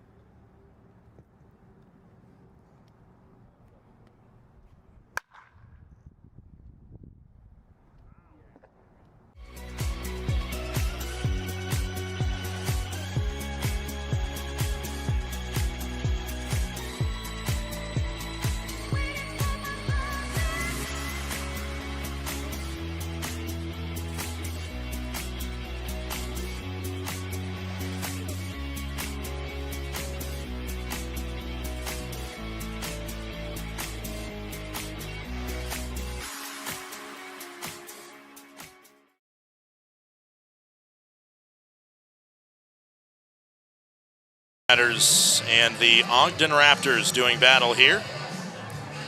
It's so funny. Earlier today, I was watching, alongside other members of the Range Rider front office, the penalty kick shootout between Colombia and Switzerland in the World Cup. And now here we are in baseball's version of a penalty kick shootout, where Colson Lawrence will be the elected first taker for the Ogden Raptors. If this is your first PBL knockout round, which I assume for many of you parents it might be, especially from the Range Riders that are newly added to the Range Rider team. What a knockout round is it's essentially kind of the setup of a home run derby. A pitcher on their own team, on the Range Riders, will pitch to a Range Rider player. On the Ogden Raptors, will pitch to the Ogden Raptors player. And that player will have either 2 minutes or 5 outs, and an out is anything that is a swing that does not go for a home run, to hit as many home runs as possible. So you can hit infinity home runs, as much as you can in 2 minutes, if you keep hitting home runs. But every time you swing and it is not an out, or it is not out of the ballpark, then it's an out. You only get 5 of those before your time is up. I know the league has statistics. Usually I have a visiting broadcaster here that can help me out with how good a certain team is in the knockout round. I don't have stats off the top of my head on who's done well in the knockout round, but I can tell you that the Ogden Raptors are 1-2 in the knockout rounds. The Range Riders are just 1-1 this season in the knockout round. Jake Millen lost one and he won one. Carson Garner was also a part of the loss, as nobody hit a home run to start. And then, as these are warm-up pitches, I believe, being taken right now. The Range Riders all-time are 13-13 in the knockout round. They went to the knockout round 11 times last year and were 6-5. Cole Jordan, as the first pitch is taken and the clock starts, Colson Lawrence will take the first couple pitches. The best thing I can do is tell you home runs and outs, as this is going to be an out. 1 out and no home runs. That was a line drive by Colson Lawrence. Lawrence on the season is the team leader in home runs with 12, as this one hit to left field. Will get there. It is a home run. That one also looks like it has a good chance, as that one does go short. 1 home run, 2 outs for Lawrence. As this one, is it fair? That's the question. It is foul ball, 3 outs. 1:05 to go on the clock. The timing usually isn't that big of a matter right now. As the Range Riders, we don't know who's taking it for them. This is sky high. Will it have enough to get out? Will it have enough to get out? No. Falls for 4 outs. Usually 2 or more is a good number to put up, because that puts the pressure on the home team that goes second. This one swung on. I think this one has the distance. If it's fair, it's gone, and it is. 2 home runs, 4 outs for Lawrence. 1 more really pads his resume. This one swung on. Does this one get out of town? Yes, it does. Over by the light pole. That's the 3rd home run. That's another number to put up. That is going to be intimidating for whoever steps up for the Range Riders. I don't see who has a bat right now. This one looks like it'll drift foul. And it is not, to the wall. 3 home runs put up by Lawrence. That is a good number to put up. And it sets the stage for Brock Vredenberg, the Range Rider big left-hander, stepping up to see what he can do. As Jackson Murphy, the Range Riders assistant coach, will fire in the pitches. He did the same thing in both of the Range Riders' decisions, and he mentioned about where the thing was set up, where the L screen was set up. He said he wanted it to move a little bit further to his left, the right of the batter the last time, which you can't move it forward or further away, but you can adjust your angle on home plate, and that's exactly what he's done. Just budged it a little bit. As Vredenberg, his first experience, will his ignorance to the knockout round be bliss or pain? Brock Vredenberg steps up. Todd Pratt will tell these guys in big part, take your time, don't worry about the clock. Vredenberg buffs that first one. That is not a good look on that one, as he did not get firm contact with it. This one's sky high, and that one's not going to be an out. And Todd Pratt, I'm sure, is down there saying, slow down, take your time. 2 outs, and that is you feel it at that point. This one's long gone to right field. Over the fence, a big home run. There's 1:20 left on the clock. 2 outs for Vredenberg, and 1 home run. He needs 3 to extend it to a second one, as that one's shot out of a cannon. It would have been a double to the gap, but instead it's the 3rd out. Vredenberg needs to come through and find his bat here. 3 outs, as this one is sky high. Does it have enough on it? I think based off his body language, I don't think it does. As it does, it's over the wall. 2 home runs. 50 seconds left. The clock is not going to be an issue here. It's going to be if he can find at least 1 more. 3 outs, 2 home runs for Vredenberg. Watches a couple other pitches go by. And now starting to feel it. You don't want to get out here. You put yourself on the cusp. So he's waiting for that pitch he can hit, and it's buffed, foul. Now he cannot get an out. 25 on the clock as he powers this one out to center, and it's going to die there. Just short to the warning track, and the Raptors win this contest. Glacier comes up short, their 2nd knockout round loss of the year. We'll send it to a post-game report as Glacier comes up agonizingly short of winning this contest.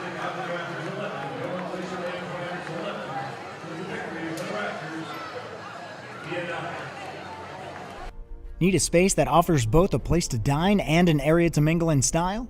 Book the Hideaway and Corner Suite at Glacier Bank Park. You and up to 50 guests will enjoy full catering services in the Hideaway, and incredible mountain views and comfortable furnishings in the luxury Corner Suite. This versatile combination offers a space to dine and a place to relax, creating the perfect arrangement for guests looking to mingle, network, and celebrate. Book your office party today at glacierbankpark.com. Numbness and tingling in the hand can make you lose your grip. Hi, I'm Dr. Nate Fogel. I'm an orthopedic surgeon and hand specialist here at Logan Health. Repetitive actions can lead to a condition called carpal tunnel. Left untreated, these symptoms can interfere with your daily life. Our fellowship-trained hand surgeons offer patient-specific care to help you regain control. Here's to getting a grip on life.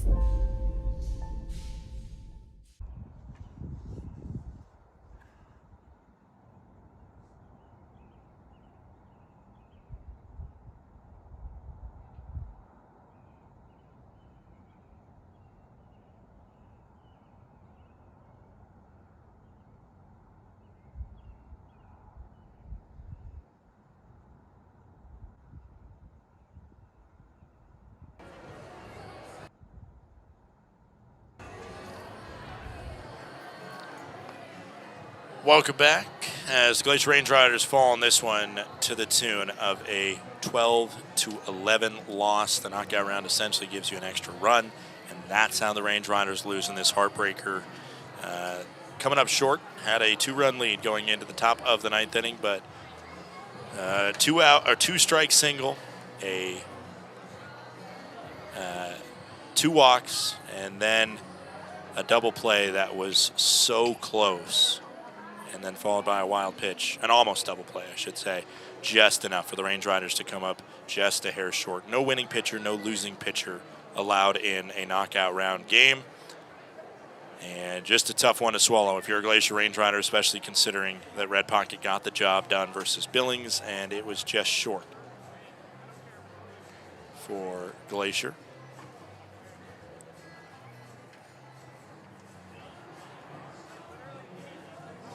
Something going on in the field right now where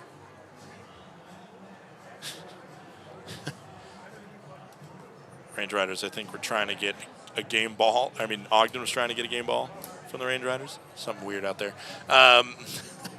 Final score of this one, 12-11. Range Riders technically get the 1-run loss at the hands of the Ogden Raptors. So let's look around the league. I already told you the big score, which is Red Pocket beating the Billings Mustangs. However, the magic number goes to 1 for Billings with the Range Riders' loss. It is Missoula leading Boise 16-9. Great Falls leading Idaho Falls 18-11. Oakland up on Modesto 5-3. And Long Beach has a 1-run lead on the Yuba Sutter Freebirds 7-6. Long Beach, if they close off that victory, they will win. And I can tell you what, they just closed off that victory.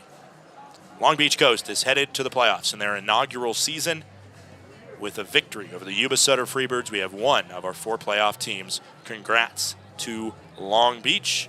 A heartbreaker for the Range Riders here tonight. For all of us at this ballpark, a huge shout out to the incredible crew that makes this happen. Our entire production staff, our sideline reporter, Lauren Hill, our cameraman down there. They're all so great. I can shout them out all by name, but on a tough loss, I just want to send you all out of here. Range Riders come up just a little bit short to the tune of a 12-11 loss in the knockout round. Manuel Ignacio Miranda was back in the HTN studio for us. A huge appreciation to him and our entire crew once again today. For all of us here at the Glacier Range Riders, we'll see you at 6:35 p.m. tomorrow night for another contest between the Range Riders and the Raptors. And until then, please have a great rest of your Tuesday evening and stay safe out there. Range Riders fall in the knockout round.